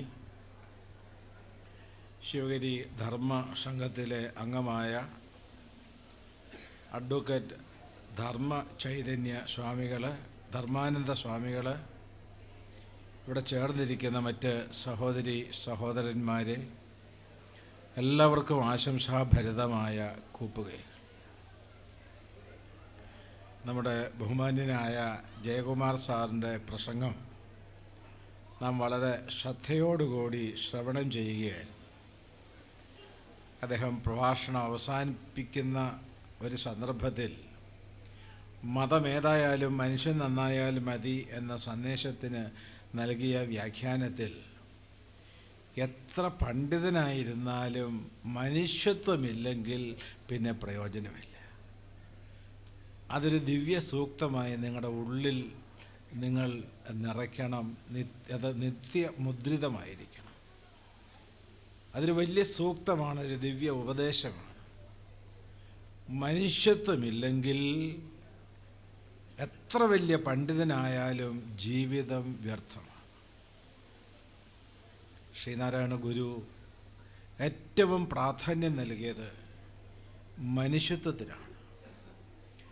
മനുഷ്യത്വത്തിൽ അധിഷ്ഠിതമായ ഒരു മഹാദർശനമാണ് ഗുരുദേവൻ കാഴ്ചവെച്ചത്. ഗുരുദേവന് പൂർവീകനായി കേരളത്തിൽ അവതരിച്ച അദ്വൈത വേദാന്തിയായ ശങ്കര ഭഗവത്പാദരുടെ തത്വദർശനം ഒരു വൈജ്ഞാനിക മേഖലയിലാണ് വിഹരിച്ചിരുന്നത് എങ്കിൽ, ശ്രീനാരായണ ഗുരു ആകട്ടെ ആ വൈജ്ഞാനിക അദ്വൈതത്തെ മനുഷ്യനിഷ്ഠമായ ഒരു തത്വദർശനമായി അവതരിപ്പിക്കുകയാണ് ചെയ്തത്. ഗുരുദേവൻ ചോദിക്കുന്നു, മനുഷ്യൻ കെട്ടുപോയാൽ പിന്നെ മതങ്ങൾ കൊണ്ടും തത്വദർശനം കൊണ്ടും എന്ത് പ്രയോജനം? അതുകൊണ്ട് ഏതൊരു മതത്തിൻ്റെയും ഏതൊരു തത്വദർശനത്തിൻ്റെയും അടിസ്ഥാനപരമായിരിക്കുന്ന തത്വം മനുഷ്യത്വമായിരിക്കണം. ഗുരു ലോകത്തിൽ നൽകിയ മഹാസന്ദേശങ്ങൾ, മഹാവാക്യങ്ങൾ നമുക്കറിയാം. അതിനെല്ലാം ഈ മനുഷ്യത്വം കടന്നു വരുന്നുണ്ട്. മതമേതായാലും മനുഷ്യൻ നന്നായാൽ മതി, ഒരു ജാതി, ഒരു മതം, ഒരു ദൈവം, മനുഷ്യന്, മനുഷ്യരെല്ലാം ഒന്ന്, അതാണ് നമ്മുടെ മതം. മനുഷ്യരുടെ മതം, വേഷം, ഭാഷ തുടങ്ങിയവ എങ്ങനെ ഇരുന്നാലും തുടങ്ങി ഗുരുദേവൻ നൽകിയിട്ടുള്ള സന്ദേശങ്ങളിലെല്ലാം നടുനായകത്വം വഹിക്കുന്നത് മനുഷ്യത്വമാണ്. ശ്രീനാരായണ ഗുരുവിൻ്റെ തത്വദർശനത്തിൻ്റെ അടിസ്ഥാന തലം ഈ മനുഷ്യത്വമാണ്. ആ മനുഷ്യത്വത്തിൽ ഊന്നി നിന്നുകൊണ്ടാണ് 1888 മുതൽ 1928 വരെ മഹാസമാധി പര്യന്തം മഹാഗുരു പ്രവർത്തനങ്ങൾ നടത്തിയത്. ഇപ്പോൾ ഈ 1928 ഭഗവാന്റെ മഹാസമാധി വർഷമാണ്. ഞാൻ ജയകുമാർ സാറിൻ്റെ പ്രസംഗം ശ്രദ്ധിച്ചുകൊണ്ടിരുന്നപ്പോൾ ഒരു സന്ദർഭത്തിൽ അദ്ദേഹം ഗുരുദേവനെ ഭഗവാൻ എന്നും സംബോധന ചെയ്തു. നിങ്ങളിൽ എത്ര പേർ ഗുരുദേവനെ ഭഗവാൻ എന്ന് സംബോധന ചെയ്യുന്നു എന്നെനിക്ക് അറിഞ്ഞുകൂടാ. ഭഗവാൻ ബുദ്ധൻ, ഭഗവാൻ ക്രിസ്തു എന്നൊക്കെ വിശേഷിപ്പിക്കുന്നത് പോലെ ഗുരുദേവനെയും ഭഗവാൻ എന്ന് തന്നെ വിശേഷിപ്പിക്കാം. അത് നിങ്ങൾ മനസ്സിലാക്കണം. ഏതായാലും ആ ഭഗവാന്റെ മഹാസമാധി 1928 നമുക്കറിയാം. ആ മഹാസമാധിയുടെ ശതാബ്ദി ആഘോഷ പരിപാടികൾ ഔപചാരികമായി ഇന്ത്യയുടെ രാഷ്ട്രപതി ശ്രീമതി ദ്രൗപദി മുർമു ഈ കഴിഞ്ഞ മാസമാണ് ശിവഗിരിയിൽ വെച്ച് ഉദ്ഘാടനം ചെയ്തത്. ഇനി 2028 വരെയുള്ള കാലയളവിൽ മഹാസമാധി സംബന്ധിച്ച് കേരളത്തിന് വെളിയിൽ, ഭാരതത്തിന് വെളിയിൽ 100 മഹാസമ്മേളനങ്ങൾ നടക്കും. അതിൽ 2 സമ്മേളനങ്ങൾ നടന്നു കഴിഞ്ഞു. ഒന്ന് കോയമ്പത്തൂരിലും ഒന്ന് മംഗലാപുരത്തും. മംഗലാപുരത്ത് നടന്ന മഹാസമ്മേളനം അതിന് തുല്യമായി അപൂർവം സമ്മേളനങ്ങളെ നടന്നിട്ടുള്ളൂ എന്ന് തോന്നുകയുണ്ടായി. നമ്മുടെ ശിവഗിരിയിലെ ഓഡിറ്റോറിയം നമുക്കറിയാമല്ലോ. ആ ഓഡിറ്റോറിയത്തിൻ്റെ ഒരു 3 മടങ്ങ് വലിപ്പമുള്ള വലിയ ഓഡിറ്റോറിയം. ആ ഓഡിറ്റോറിയം നിറഞ്ഞ് കവിഞ്ഞ് ഭക്തജനങ്ങൾ. എല്ലാവരുടെയും തോളത്ത് മഞ്ഞ ഷാളുണ്ട്. മുഖ്യമന്ത്രി സിദ്ധരാമയ്യ ഉദ്ഘാടകൻ, ഞാൻ ആ യോഗത്തിൻ്റെ അധ്യക്ഷൻ. അവിടുത്തെ പല മന്ത്രിമാരും MP-മാരും MLA-മാരും നാട്ടിലെ പൗരമുഖ്യന്മാരും ആ സമ്മേളനത്തിൽ പങ്കെടുക്കുന്നു. ശിവഗിരി മഠത്തിലെ ഏതാണ്ട് 10-20ഓളം സന്യാസിമാർ അതിൽ പങ്കെടുത്തു. ഒരു മഹാസംഭവമായിരുന്നു മംഗലാപുരത്ത് ഈ കഴിഞ്ഞ ഡിസംബർ 3-ാം തീയതി നടന്ന മഹാസമ്മേളനം. ഈ മഹാസമാധിയുടെ ശതാബ്ദി ആഘോഷ പരിപാടികളുടെ ഭാഗമായിക്കൊണ്ട് നടന്ന മഹാസമ്മേളനം. ആ സമ്മേളനത്തിൽ അവിടുത്തെ മുഖ്യമന്ത്രി സിദ്ധരാമയ്യയ്ക്ക് ഞങ്ങൾ ശിവഗിരി മഠം ഒരു നിവേദനം നടത്തി. മംഗലാപുരത്ത് ശിവഗിരിയുടെ ആശ്രമമില്ല, ഞങ്ങൾക്ക് ആശ്രമം സ്ഥാപിക്കാൻ സഹായിക്കണം. ആ വേദിയിൽ വെച്ച് തന്നെ മുഖ്യമന്ത്രി 5 ഏക്കർ സ്ഥലം ശിവഗിരിക്ക് ദാനം ചെയ്യുന്നതായി പ്രഖ്യാപിച്ചു. അങ്ങനെ മഹത്തരമായ സമ്മേളനങ്ങളും ശിവഗിരി മഠത്തിൻ്റെ ഉദ്ദേശ ലക്ഷ്യങ്ങളെ സാധിതമാക്കുന്ന രൂപത്തിലുള്ള പരിപാടികളും ഭാരതത്തിനകത്തും പുറത്തും നടന്നു വരികയാണ്. നമ്മുടെ രാജേഷ് കേരളകൗമുദി അദ്ദേഹത്തിൻ്റെ പ്രസംഗത്തിൽ അക്കാര്യം ഇവിടെ സൂചിപ്പിക്കുകയുണ്ടായി.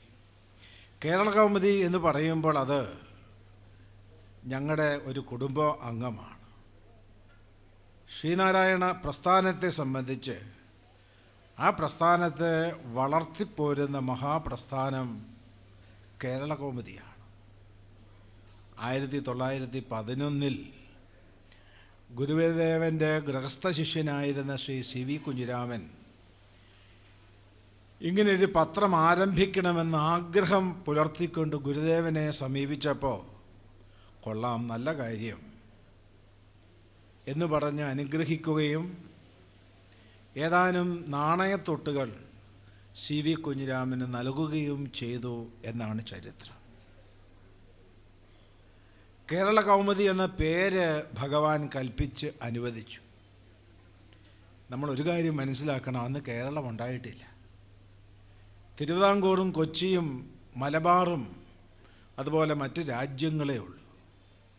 ഐക്യ കേരളം ഉണ്ടായത് 1956 നവംബർ മാസം 1-ാം തീയതിയാണ്. 1911 തന്നെ കേരള കൗമുദി, കേരളത്തിൻ്റെ നിലാവ് എന്ന അർത്ഥം വരുന്ന ആ പേര് ഗുരുദേവൻ നൽകണമെങ്കിൽ ഗുരുദേവൻ എത്ര മഹാനായ ദീർഘദർശി കൂടിയായിരുന്നു എന്ന് നാം ഇവിടെ മനസ്സിലാക്കണം. തുടർന്ന് കേരള കൗമുദിയുടെ പ്രവർത്തനങ്ങൾ ഗുരുദേവ സന്ദേശ പ്രചരണത്തിൽ ഊന്നി നിന്നുകൊണ്ട് ഈ 2025 വരെ ഇങ്ങനെ മുന്നേറിക്കൊണ്ടിരിക്കുകയാണ്. ശിവഗിരിയിൽ നിന്നൊരിക്കൽ അന്ന് ധർമ്മസംഘം പ്രസിഡൻ്റായിരുന്ന ഗീതാനന്ദ സ്വാമിയും ശാശ്വതികാൻ സ്വാമിയും അതിൻ്റെ കൂടെ ഞാനും 2-3 ബ്രഹ്മചാരികളും പത്രാധിപരെ കാണാൻ പോയി. കെ സുകുമാരൻ പത്രാധിപരെ. അവിടെ എത്തി ഗീതാനന്ദ സ്വാമിയും, അന്ന് ധർമ്മസംഘം പ്രസിഡൻ്റാണ് സ്വാമി, ഗീതാനന്ദ സ്വാമിയും പത്രാധിപരുമായി ദീർഘനേരം സംഭാഷണം നടത്തി. ശ്രീനാരായണ പ്രസ്ഥാനത്തിൻ്റെ ഐക്യത്തെക്കുറിച്ചും അതിന് ശിവഗിരിയിലൊരു യോഗം ചേരുന്നതിനെക്കുറിച്ചുമായിരുന്നു അന്നത്തെ ആ കൂടിക്കാഴ്ച. ആ അവസരത്തിൽ കേരളകൗമുദി പത്രത്തിൻ്റെ നയം എന്താണ് എന്ന് പത്രാധിപർ സുകുമാരൻ വ്യക്തമാക്കി. കേരളകൗമുദിയുടെ നയം ഒന്നാമതായി പത്രത്തിൻ്റെ നിലനിൽപ്പാണ്. പത്രം നിലനിന്നാൽ മാത്രമേ അത് നടത്തിക്കൊണ്ട് പോകുവാൻ സാധിക്കുകയുള്ളൂ. ഒന്നാമത്തേത് പത്രത്തിൻ്റെ നിലനിർത്തൽ. രണ്ടാമത്തേതായി അദ്ദേഹം സൂചിപ്പിച്ചത് ഗുരുദേവനും ഗുരുവിൻ്റെ തത്വദർശനം രണ്ടാമതായി പറഞ്ഞു. മൂന്നാമതായി അദ്ദേഹം പറഞ്ഞത് സാമൂഹിക നീതി കൈവരിക്കുക എന്നുള്ളതാണ്. അത് കഴിഞ്ഞാണ് അദ്ദേഹം രാഷ്ട്രീയത്തിന് പ്രാധാന്യം നൽകി പറഞ്ഞത്. അത് കഴിഞ്ഞ് രാജ്യപുരോഗതിക്ക് ആവശ്യമായ കാര്യങ്ങൾ, ഇങ്ങനെ അക്കമിട്ട് അദ്ദേഹം ഒരു പത്രം എങ്ങനെയാണ് ഭംഗിയായി നടത്തേണ്ടത് എന്നതിനെ സംബന്ധിച്ച് വിശദമായി സ്വാമിയോട് സംസാരിച്ചത് എൻ്റെ കാതുകളിൽ ഇപ്പോഴും മുഴങ്ങുന്നുണ്ട്. കേരളകൗമുദിയുടെ എക്കാലത്തെയും നയം അതാണ്. ഗുരുദേവ സന്ദേശ പ്രചരണം നിർവഹിക്കുന്നതിൽ കേരളകൗമുദി വഹിച്ചിട്ടുള്ള പങ്ക് എത്ര വലുതാണ് എന്ന് പറയുവാൻ നമുക്ക് സാധിക്കുകയില്ല. ജയകുമാർ സാർ അദ്ദേഹത്തിൻ്റെ മുഖ്യ പ്രസംഗത്തിൽ അക്കാര്യം ഇവിടെ എടുത്തു പറയുകയുണ്ടായി. പല പത്രമാധ്യമങ്ങളും അതുപോലെ മാധ്യമങ്ങളും ഒക്കെ ഉണ്ട് എങ്കിലും കേരളകൗമുദി ശ്രീനാരായണ സന്ദേശ പ്രചരണം മുഖ്യ ഉപാധിയായി സ്വീകരിച്ചുകൊണ്ട് പ്രവർത്തിച്ചു വരികയാണ്. എന്നെ സംബന്ധിച്ച് ഒരു 4-5 വയസ്സുള്ള കാലം മുതൽക്ക് കേരളകൗമുദിയുടെ വായനക്കാരനായതാണ്. അന്ന് പത്രം ദിവസവും ഞാൻ താമസിക്കുന്ന പെരുവന്താനം എന്ന ഗ്രാമത്തിലെ വീട്ടിൽ ലഭ്യമാകില്ല. ഒരു ദിവസം കഴിഞ്ഞേ പത്രം വരികയുള്ളൂ. എൻ്റെ അച്ഛൻ വലിയ ആരാധകനാണ്. അച്ഛനും ഞങ്ങൾ മക്കളും കാത്തിരിക്കും. ഈ പത്രം വന്നു കഴിഞ്ഞാൽ ഗുരുദേവനെ സംബന്ധിച്ചും ശിവഗിരിയെ സംബന്ധിച്ചും മറ്റ് ഗുരുദേവ പ്രസ്ഥാനവുമായി ബന്ധപ്പെട്ട കാര്യങ്ങളും വായിക്കുവാൻ ഞങ്ങളിങ്ങനെ കാത്തിരിക്കും. അങ്ങനൊരു കാലമുണ്ടായിരുന്നു. കേരളകൗമുദിയുടെ പ്രവർത്തനം അത് വ്യാപകമായി. ഞാൻ ശിവഗിരി മഠത്തിൽ വന്ന് സന്യാസം സ്വീകരിച്ചതിന് ശേഷം തൃശ്ശൂർ ജില്ലയിലെ ഇരിങ്ങാലക്കുട കൊറ്റനല്ലൂർ ആശ്രമത്തിൻ്റെ ചുമതലയിലായപ്പോൾ അതിന് ചുറ്റും വീടുകളിൽ കേരളകൗമുദിയില്ല, മഠത്തിലുമില്ല. എനിക്ക് ദിവസവും കേരളകൗമുദി വായിക്കുകയും വേണം. ഞാൻ അന്ന് ആശ്രമത്തിൽ എത്തിച്ചേരുന്ന ഭക്തന്മാരെ പ്രത്യേകമായി പ്രേരണ ചെലുത്തി ഏതാണ്ട് 25 വരിക്കാരെ ചേർത്ത് കൊടുക്കുകയും ഇരിങ്ങാലക്കുടയിലെ അന്നത്തെ പത്രത്തിൻ്റെ പ്രതിനിധിയായിരിക്കുന്ന രാമൻ മാസ്റ്ററെ അത് ഞാൻ നൽകുകയും ചെയ്തു. അതിനുശേഷം ഗുരുദേവ സന്ദേശ പ്രചരണം എന്ന നിലയിലുള്ള ഒരു മാധ്യമം എന്ന നിലയിൽ കേരളകൗമുദിക്ക് എക്കാലവും ഞാൻ വേണ്ട സഹായങ്ങൾ ചെയ്തു കൊടുത്തിട്ടുണ്ട്. ഗുരുദേവ ഭക്തന്മാർ വളരെ തിങ്ങിപ്പാർക്കുന്ന പ്രദേശമാണ് പത്തനംതിട്ട. പത്തനംതിട്ടയിൽ കേരളകൗമുദിയുടെ എഡിഷൻ ഉണ്ടാകണം എന്ന് പറഞ്ഞ് ഞാൻ അന്ന് പത്രാധിപരായിരുന്ന MS മണിക്ക് കത്തെഴുതിയത് ഈ അവസരത്തിൽ ഓർക്കുകയാണ്. ഇന്ന് കേരളകൗമുദിക്ക് തിരുവനന്തപുരത്തും കൊച്ചിയിലും തൃശ്ശൂരും പാലക്കാട്ടും പത്തനംതിട്ടയിലുമൊക്കെ എഡിഷനുകളുണ്ട്. കേരളകൗമുദി വ്യാപിച്ചിരിക്കുന്ന പ്രദേശങ്ങളിൽ ഗുരുദേവ പ്രസ്ഥാനം കുറച്ചുകൂടി സുശക്തമാണ്. മലബാർ പ്രദേശങ്ങളിൽ കേരളകൗമുദിയുടെ സാന്നിധ്യം വളരെ കുറവാണ്. അവിടെ ശ്രീനാരായണ പ്രസ്ഥാനം വേണ്ടവണ്ണം ശക്തി പ്രാപിച്ചിട്ടില്ല എന്നതും കേവലമായ ഒരു സത്യമാണ്. അതുകൊണ്ട് ഗുരുദേവ സന്ദേശ പ്രചരണം സുശക്തമാകണമെങ്കിൽ കേരളകൗമുദിയുടെ മുന്നേറ്റവും അതിന് സഹായകമായിരിക്കണം. ശ്രീനാരായണ ഭക്തന്മാർ ഇത് മനസ്സിലാക്കി ജീവിതത്തെ നയിക്കണമെന്ന് ഈ അവസരത്തിൽ ഞാൻ പ്രത്യേകമായി ഓർമ്മപ്പെടുത്തുകയാണ്, ഉദ്ബോധിപ്പിക്കുകയാണ്. 1928 മഹാഗുരു സമാധിയാകുമ്പോൾ കേരളകൗമുദി എഡിറ്റോറിയൽ ശൂന്യമായിട്ടു. ഗുരുദേവൻ്റെ മഹാസമാധി സംബന്ധിച്ചിട്ടുള്ള വിവരങ്ങളെല്ലാം ഞാൻ ഒരു കാലത്ത് ശേഖരിച്ച് ശ്രീനാരായണ ഗുരുദേവൻ്റെ മഹാസമാധി എന്നുള്ളൊരു ഗ്രന്ഥം ഞാൻ പ്രസിദ്ധപ്പെടുത്തിയിട്ടുണ്ട്.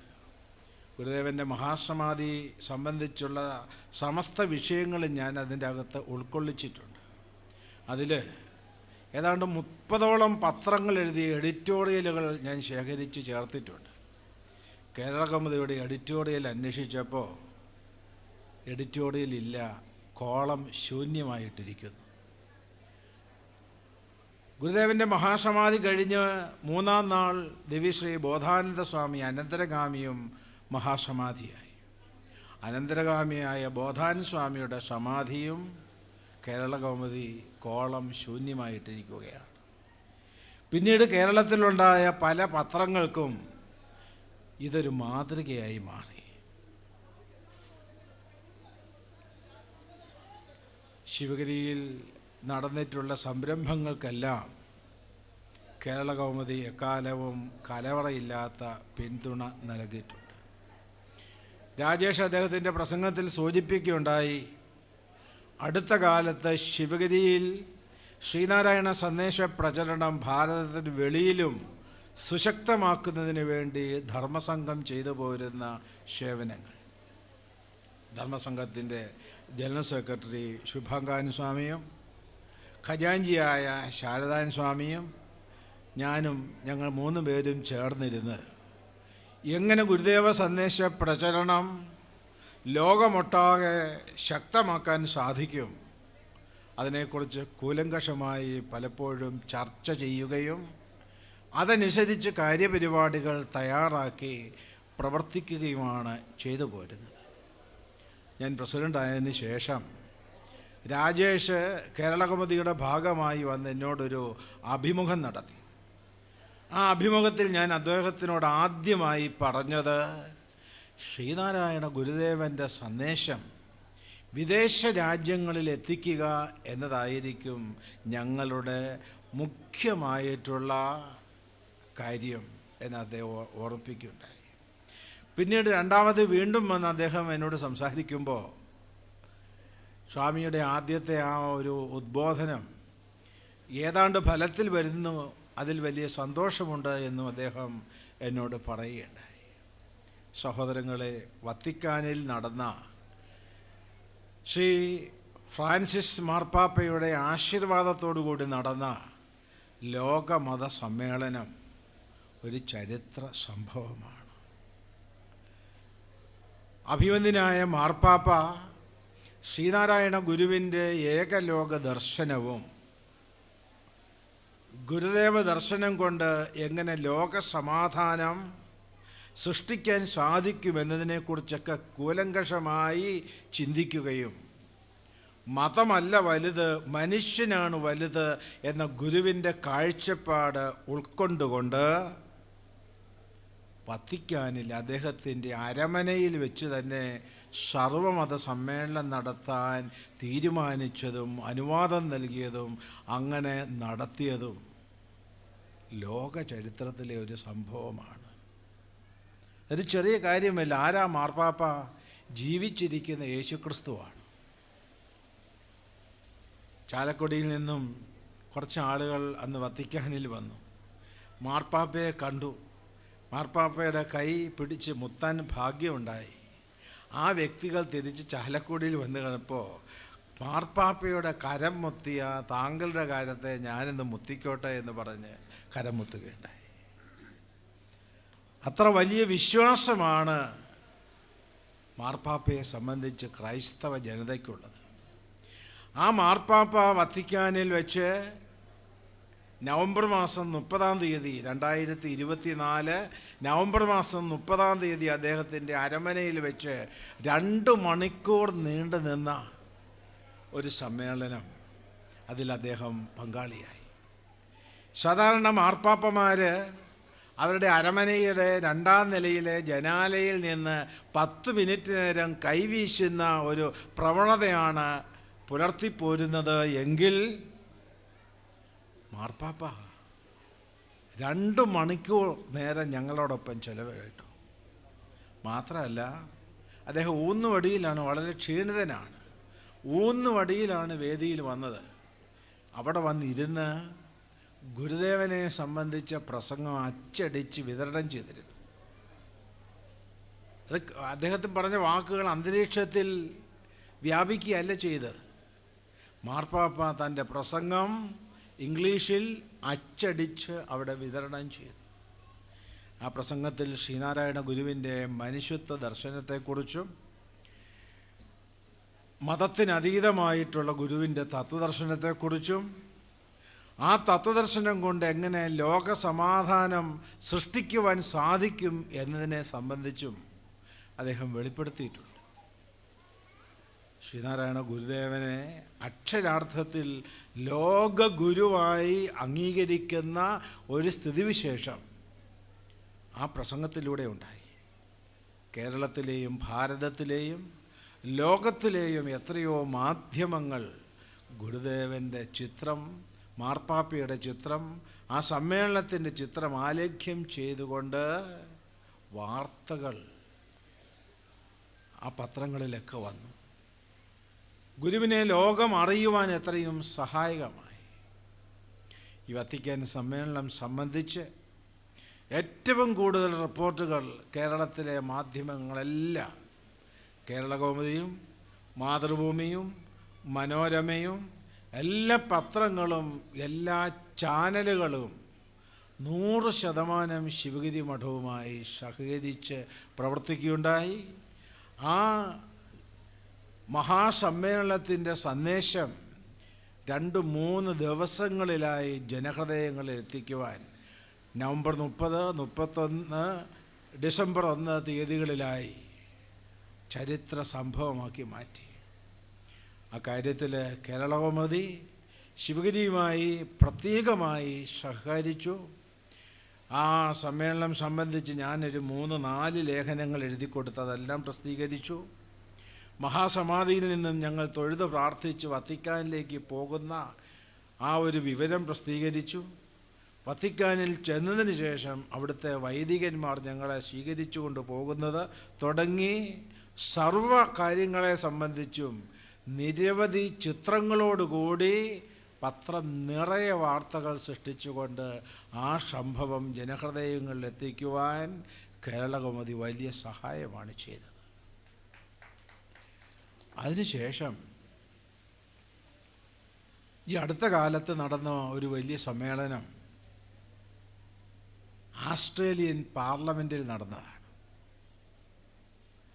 ആസ്ട്രേലിയൻ പാർലമെൻറ്റിലെ ഏതാനും MP-മാർ ശിവഗിരിയിൽ വന്നു. അവർ ഭാരതത്തെക്കുറിച്ച് പഠിക്കാൻ വേണ്ടി യാത്ര ചെയ്ത് ഭാരതത്തിൻ്റെ പല ഭാഗങ്ങളിൽ സഞ്ചരിച്ചു. ആ സംഘത്തിൽ ഗുരുദേവൻ്റെ ശിഷ്യനായിരുന്ന ശിവലിംഗസ്വാമിയുടെ ശിഷ്യൻ മലയാളസ്വാമി ആന്ധ്രയിൽ സ്ഥാപിച്ച ആശ്രമത്തിൻ്റെ പ്രവർത്തകനായിരുന്ന ഒരനിലും തിരുവല്ല സ്വദേശിയായിരുന്ന ഒരു ഫിന്നി മാത്യുവും ഉണ്ടായിരുന്നു. ഈ 2 പേരും ചേർന്ന് പറഞ്ഞു, കേരളത്തിൽ ശിവഗിരി മഠമുണ്ട്, ഗുരു സ്ഥാപിച്ചതാണ്, നമുക്ക് അവിടെ പോകാം. അങ്ങനെ ആ എം പിമാരെയും കൂട്ടി അവർ ശിവഗിരിയിൽ വന്നു. ഞങ്ങളുമായി ചർച്ച ചെയ്തു. വത്തിക്കാൻ സമ്മേളനത്തെക്കുറിച്ചും ബഹ്റിനിലും ലണ്ടനിലും ഒക്കെ നടന്ന സമ്മേളനത്തെക്കുറിച്ചൊക്കെ അവരോട് സംസാരിച്ചപ്പോൾ ഞാനൊരു നിർദ്ദേശം വെച്ചു. ഇത്തരമൊരു സമ്മേളനം ആസ്ട്രേലിയയിൽ വെച്ച് നടത്താൻ ഞങ്ങൾക്ക് ആഗ്രഹമുണ്ട്, ഞങ്ങളെ സഹായിക്കാമോ? അവരല്പം ആലോചിച്ചതിന് ശേഷം പറഞ്ഞു, ഞങ്ങൾക്കൊരു അപ്പീൽ തരിക, ഞങ്ങൾ ശ്രമിച്ചു നോക്കാം. അങ്ങനെ ഞങ്ങളൊരു അപ്പീൽ നൽകി. ആ അപ്പീൽ അവിടുത്തെ പാർലമെൻറ്റ് ചർച്ച ചെയ്തു.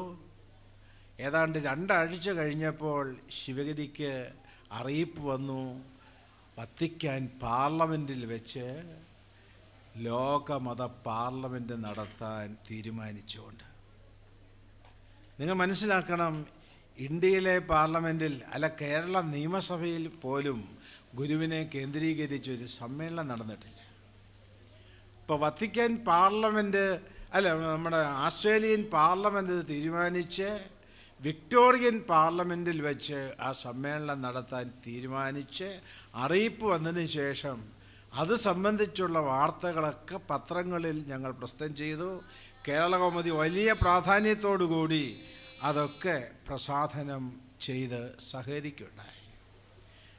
നിങ്ങൾ ആലോചിക്കണം, നിങ്ങൾ മനസ്സിലാക്കണം, ഈ ആസ്ട്രേലിയൻ പാർലമെൻറ്റിൽ വെച്ച് ശിവഗിരി മഠത്തിൻ്റെ സന്യാസിമാരും ഏതാണ്ട് 25ഓളം കേരളത്തിൻ്റെ ഭാരതത്തിൻ്റെ ഗുരുദേവ പ്രസ്ഥാനത്തിൻ്റെ പ്രതിനിധികളും പിന്നെ ആസ്ട്രേലിയയിലുള്ള മറ്റ് എം പിമാരും മന്ത്രിമാരുമെല്ലാം പങ്കെടുത്ത 16 മതങ്ങളുടെ പ്രതിനിധികൾ പങ്കെടുത്ത, റഷ്യയിൽ നിന്ന്, ചൈനയിൽ നിന്ന്, ടിബറ്റിൽ നിന്ന്, ശ്രീലങ്കയിൽ നിന്ന്, ലോകത്തിലെ ഏറ്റവും വലിയ മുസ്ലിം പ്രസ്ഥാനത്തിൻ്റെ നേതാവടക്കമുള്ള ആളുകൾ പങ്കെടുത്ത മഹാസമ്മേളനം ശ്രീനാരായണ ഗുരുവിനെക്കുറിച്ചും ഗുരുവിൻ്റെ ദർശനത്തെക്കുറിച്ചും ഈ ലോകത്തിൻ്റെ നാനാഭാഗത്തുമുള്ള മഹാമതികൾ മനസ്സിലാക്കി എന്നുള്ള വലിയ പ്രാധാന്യം ആ സമ്മേളനം കൊണ്ട് സംസൃഷ്ടമായി.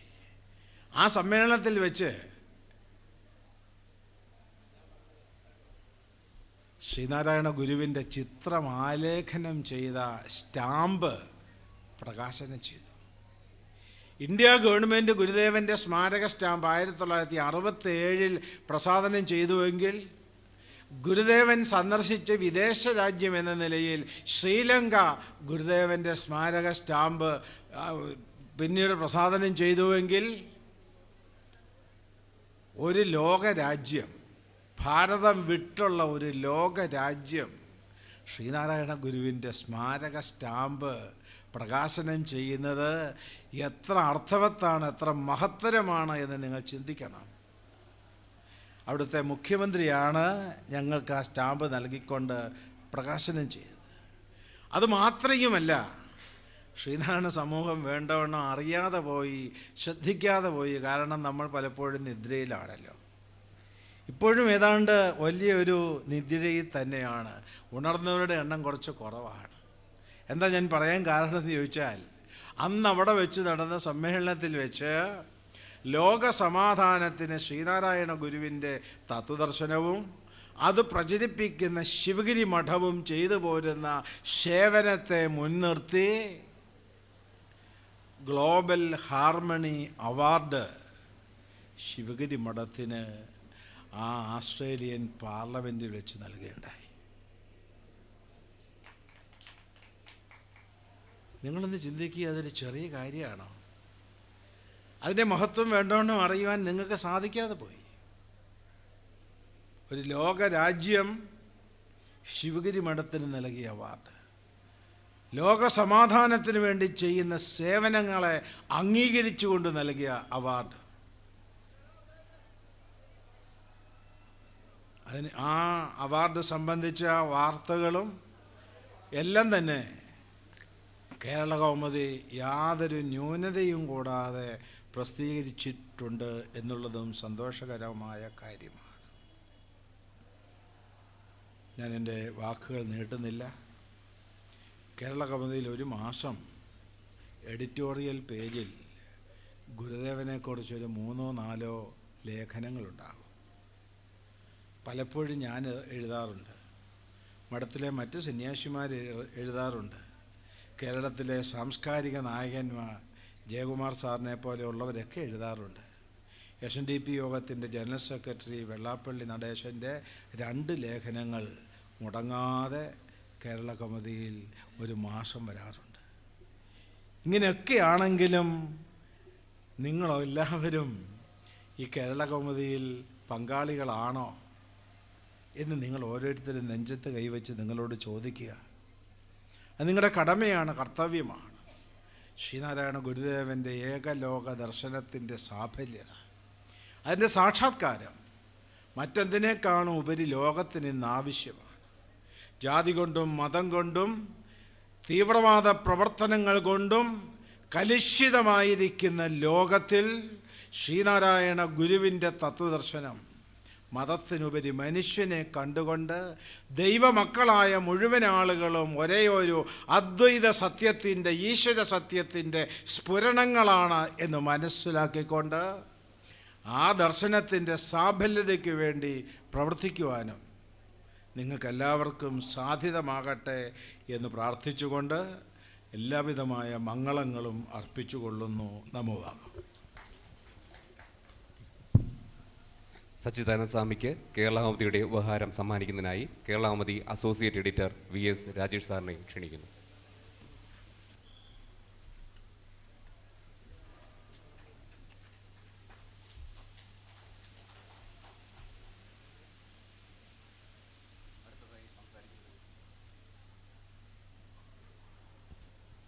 അടുത്തതായി Kerala Kaumudi special projects editor Manju Vellayani സാറിനെ പ്രഭാഷണത്തിനായി ക്ഷണിക്കുന്നു.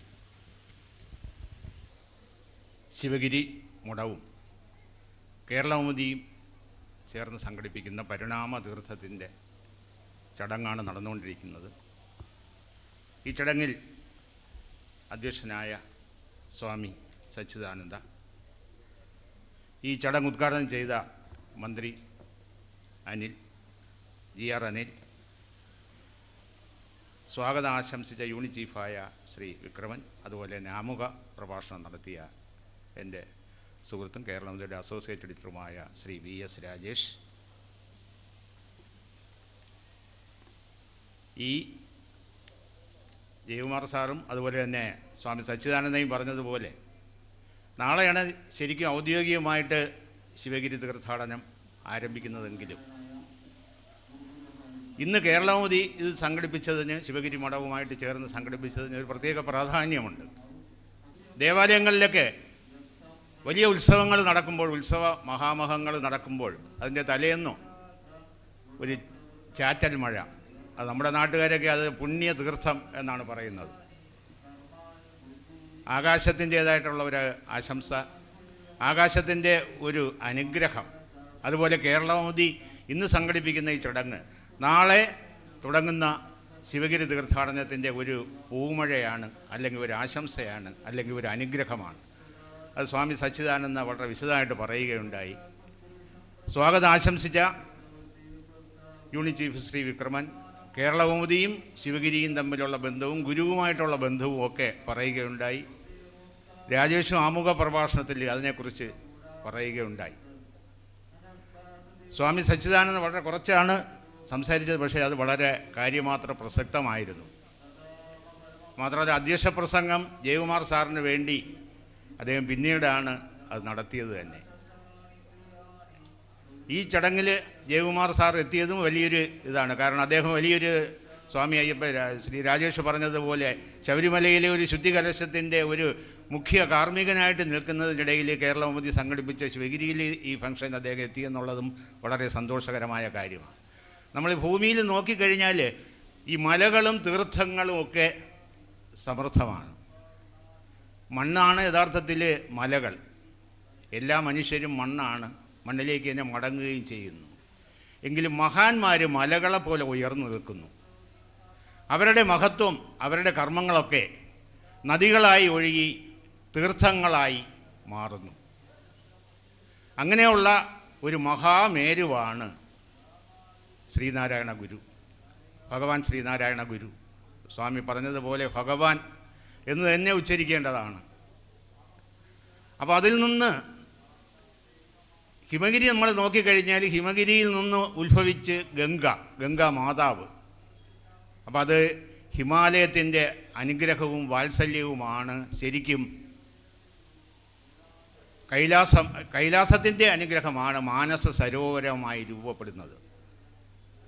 അതുപോലെ ഗുരുവാകുന്ന ഗിരിയിൽ നിന്ന് ശിവഗിരി, ആ ശിവഗിരിയിൽ നിന്ന് താഴേക്ക് ഒഴുകുന്നതിനെക്കുറിച്ചാണ് ഇവിടെ ഇതിനു മുമ്പ് സംസാരിച്ച എല്ലാവരും പറഞ്ഞത്.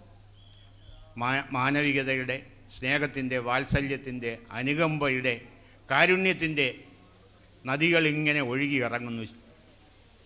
അത് അദ്ദേഹത്തിൻ്റെ കൃതികളെല്ലാം വായിക്കുമ്പോൾ നമുക്ക് മനസ്സിലാവുന്നു. ഗുരുവിൻ്റെ കൃതികളിലെല്ലാം ആ വാത്സല്യവും അനുകമ്പയും ഒക്കെയാണ് ഓളങ്ങളായിട്ട് ഒഴുകുന്നത്. ശിവഗിരിയിൽ നിന്ന് ലോകത്തിന് പകരുന്നതും പ്രസരിക്കുന്നതുമെല്ലാം ആ മാനവികതയുടെ മന്ത്രമാണ്. അതാണ് സ്വാമിയും അതുപോലെ തന്നെ ജയകുമാർ സാറും ഒക്കെ വളരെ സുന്ദരമായിട്ട് അവതരിപ്പിച്ചത്. കേരളകൗമുദിയെക്കുറിച്ച് പറയുകയാണെങ്കിൽ കേരളകൗമുദിയും ഒരു ഗിരി തന്നെയാണ്. ശ്രീനാരായണ ഗുരുവിൻ്റെ അനുഗ്രഹം ലഭിച്ച സ്വാമി അത് പറയുകയുണ്ടായി. അനുഗ്രഹാശിസ്സുകളോടെ ആരംഭിച്ച ഇന്നും ശ്രീനാരായണ ഗുരുവിൻ്റെ ചൈതന്യം നിറഞ്ഞു നിൽക്കുന്ന കേരളകൗമുദിയും ഒരു മഹാമേരുവാണ്. അതിൽ നിന്നാണ് അവശജനവിഭാഗങ്ങളുടെയും അതുപോലെ തന്നെ അവർണരുടെയും പിന്നിലായി പോയവർക്കും വേണ്ടിയുള്ള അനുകമ്പയുടെയും സാമൂഹ്യനീതിയുടെയും നദികൾ ഒഴുകിയിറങ്ങുന്നത്. ശിവഗിരിക്കും ഗുരുവിനുമൊക്കെ ഒരു ശതകത്തിലധികം ഇതുണ്ട്, പാരമ്പര്യമുണ്ട്. കേരളകൗമുദിക്കാകട്ടെ 114 വർഷത്തെ പാരമ്പര്യം. സ്വാമി പറഞ്ഞതുപോലെ സ്വാമിയുടെ സമാധിയാകട്ടെ 28 ആകുമ്പോൾ ഒരു ശതാബ്ദിയിലേക്ക് എത്തുകയാണ്. അങ്ങനെ എല്ലാ പരിണാമത്തിന് വേണ്ടിയുള്ള എല്ലാ പ്രസ്ഥാനങ്ങളുടെയും ഒരു സംഗമം കൂടെയാണ് ഈ പരിണാമതീർത്ഥം എന്ന പേരിൽ കേരളകൗമുദിയും ശിവഗിരിയും ചേർന്ന് ഇവിടെ സംഘടിപ്പിച്ചത്. പലപ്പോഴും ശിവഗിരിയുടെ തീർത്ഥാടനമെല്ലാം പത്രങ്ങളിലൊക്കെ നിറഞ്ഞു നിൽക്കുന്നു എങ്കിലും കേരളകൗമുദിയാണ് അതിൽ ഏറ്റവും മുന്നിൽ നിന്ന് പ്രചരണം നടത്തുന്നതും സന്ദേശം എത്തിക്കുന്നതുമൊക്കെ. ഇപ്പോൾ അത് മനസ്സിലാക്കിയിട്ട് മറ്റ് പത്രങ്ങളുമൊക്കെ ചാനലുകളുമൊക്കെ ആ രീതിയിലേക്ക് വന്നിട്ടുണ്ട്. മുമ്പ് ശിവഗിരി തീർത്ഥാടനം കേരളത്തിനകത്ത് മാത്രം ഒതുങ്ങി നിന്നിരുന്നെങ്കിൽ സച്ചിദാനന്ദ സ്വാമി വന്നതിന് ശേഷം അതിനെ അദ്ദേഹം പറഞ്ഞത് ഇവിടെ സൂചിപ്പിച്ചതുപോലെ ഒരു ആഗോള പ്രസക്തിയും ആഗോള പ്രചരണവും നടത്താൻ വേണ്ടിയുള്ള ബോധപൂർവമായ ശ്രമങ്ങൾ നടന്നുകൊണ്ടിരിക്കുകയാണ്. അതിൻ്റെ ഭാഗമായിട്ടാണ് വത്തിക്കാനിലും ഓസ്ട്രേലിയയിലും ലണ്ടനിലും കോയമ്പത്തൂരിലും മംഗലാപുരത്തുമൊക്കെ ശ്രീനാരായണ ഗുരുവിൻ്റെ സന്ദേശ പ്രചരണത്തിന് വേണ്ടിയുള്ള സമ്മേളനങ്ങളൊക്കെ നടത്തിക്കൊണ്ടിരിക്കുന്നത്. അത് ഇനിയും തുടരും. അപ്പോൾ അത് തീർത്ഥാടനത്തിൻ്റെ ഒരു വലിയ ലക്ഷ്യം കൂടെയാണ്. ലോകമെങ്ങും ശ്രീനാരായണ ഗുരുവിൻ്റെ സന്ദേശങ്ങൾ പ്രചരിപ്പിക്കുക എന്നുള്ളത്, അദ്ദേഹത്തിൻ്റെ ദർശനങ്ങൾ എല്ലായിടത്തും എത്തിക്കുക എന്നുള്ളത് ഏറ്റവും വലിയ ഇതാണ്. അപ്പോൾ ഈ പരിണാമ തീർത്ഥം എന്ന് പറയുന്നത് ഒരു ദിവസം കൊണ്ട് തീരുന്നതല്ല. അത് ദശാബ്ദങ്ങളായിട്ട് ശതാബ്ദങ്ങളായിട്ട് ഇങ്ങനെ ഒഴുകേണ്ടതാണ് ആ തീർത്ഥം. അതിൻ്റെ ഒരു തുടക്കമെന്നുള്ള രീതിയിലാണ് ഇന്നിപ്പോൾ ഇവിടെ ഈ സമ്മേളനം നടക്കുന്നത്. ഓരോ ശിവഗിരി തീർത്ഥാടനവും ഓരോ രീതിയിൽ നമ്മൾ നോക്കിക്കഴിഞ്ഞാൽ ഓരോ അന്വേഷണമാണ്, ഒരു അന്വേഷണ യാത്രയാണ്. ലക്ഷക്കണക്കിന് ആളുകൾ ഇവിടേക്ക് വരുന്നു. അവർ ശ്രീനാരായണ ഗുരുവിനെ പല രീതിയിൽ അന്വേഷിക്കുന്നു. മനുഷ്യനായും നവോത്ഥാന നായകനായും ഭഗവാനായും കവിയായും ഒക്കെ അന്വേഷിച്ചിറങ്ങുമ്പോൾ ഈ ശിവഗിരിയിൽ നിന്ന് ഒഴുകിയിറങ്ങുന്ന ആ തീർത്ഥവുമായിട്ടാണ് അവർ തീർത്ഥാടനം കഴിഞ്ഞ് മടങ്ങുന്നത്. അപ്പോൾ ഇനിയും ശതാബ്ദങ്ങളിലേക്ക് ആ തീർത്ഥാടനത്തിൻ്റെ പുണ്യവും സ്നേഹവും അനുകമ്പയും ഒക്കെ ഒഴുകിയിറങ്ങും എന്നുള്ളത് ഉറപ്പാണ്. അപ്പോൾ അതിന് വളരെ മാതൃകാപരമായിട്ടുള്ള ഒരുപാട് കാര്യങ്ങളാണ് ഇപ്പോൾ ശിവഗിരി മഠം ചെയ്തുകൊണ്ടിരിക്കുന്നത്. അതിനിയും ഗുരുകൃപയാൽ വളരെയധികം മുന്നേറും.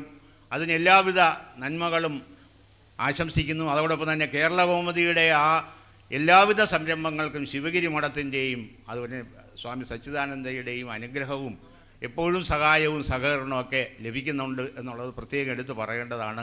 അത് നേരത്തെ തന്നെ ശ്രീ വിക്രമനും അതുപോലെ ശ്രീ VS രാജേഷും പറയുകയുണ്ടായി. അപ്പോൾ കേരളകൗമുദിയായിട്ടുള്ള ബന്ധത്തെക്കുറിച്ച് ജയകുമാർ സാറും പറയുകയുണ്ടായി. അപ്പോൾ അതുകൊണ്ട് ഞാൻ അതിലേക്ക് കൂടുതൽ പറയുന്നില്ല. ഈ തീർത്ഥം, പരിണാമത്തിൻ്റേതായ തീർത്ഥം, അതാണ് കേരളത്തെ ഇങ്ങനെ മാറ്റിയെടുത്തത്. അതുപോലെ തന്നെ രാജ്യത്തെ മാറ്റിയെടുത്തത്, നമ്മുടെ ലോകത്തെ മാറ്റിയെടുക്കുന്നതിലൊരു വലിയ പങ്ക് ഗുരുദേവ സന്ദേശങ്ങൾക്കും ദർശനങ്ങൾക്കുമുണ്ട്. ആ തീർത്ഥം ഇനിയും ഒഴുകട്ടെ എന്ന് ആശംസിച്ചുകൊണ്ട് നിർത്തുന്നു. നന്ദി, നമസ്കാരം. അടുത്തതായി കേരള കൗമുദിയുടെ ഉറ്റമിത്രം മുൻ കൗൺസിലർ കൂടിയായ ശ്രീ PM ബഷീർ അവർകളെ ക്ഷണിക്കുന്നു. സംപൂജ്യനായ ശിവഗിരി മഠം പ്രസിഡന്റ് സച്ചിദാനന്ദ സ്വാമികൾ, വേദിയിലിരിക്കുന്ന ബഹുമാന്യരെ, പ്രിയമുള്ള ഗുരുദേവ ഭക്തരെ, സുഹൃത്തുക്കളെ, ഞാൻ ദീർഘമായ ഒരു വർത്തമാനത്തിന് മുതിരുന്നില്ല. ഞാനിവിടെ ഈ ശിവഗിരിയുടെ അന്തരീക്ഷത്തിൽ തന്നെ വളർന്ന ഒരാളാണ്. ഇതിന് 2 കിലോമീറ്റർ അപ്പുറത്താണ് ഞാൻ താമസിക്കുന്നത്. ചെറുപ്പകാലം മുതൽ തന്നെ, വിദ്യാർത്ഥിയായിരിക്കുമ്പോൾ തന്നെ ഈ ശിവഗിരിയിൽ എല്ലായ്പ്പോഴും വരികയും ഇവിടുത്തെ എല്ലാ പരിപാടികളിലും പങ്കെടുക്കുകയും ചെയ്യുന്ന ഒരാളാണ്. അതുകൊണ്ട് ഞാനിവിടെ ഇന്ന് വന്നത് ഗുരുദേവൻ പറയുന്നത് പോലെ നമ്മുടെ തീർത്ഥാടനം അറിയുവാനും അറിയിക്കുവാനുമുള്ള ഒന്നാണ്. അതിൽ അറിയുക എന്ന ഉദ്ദേശത്തോടു കൂടി മാത്രമാണ് ഞാനിവിടെ വന്നത്.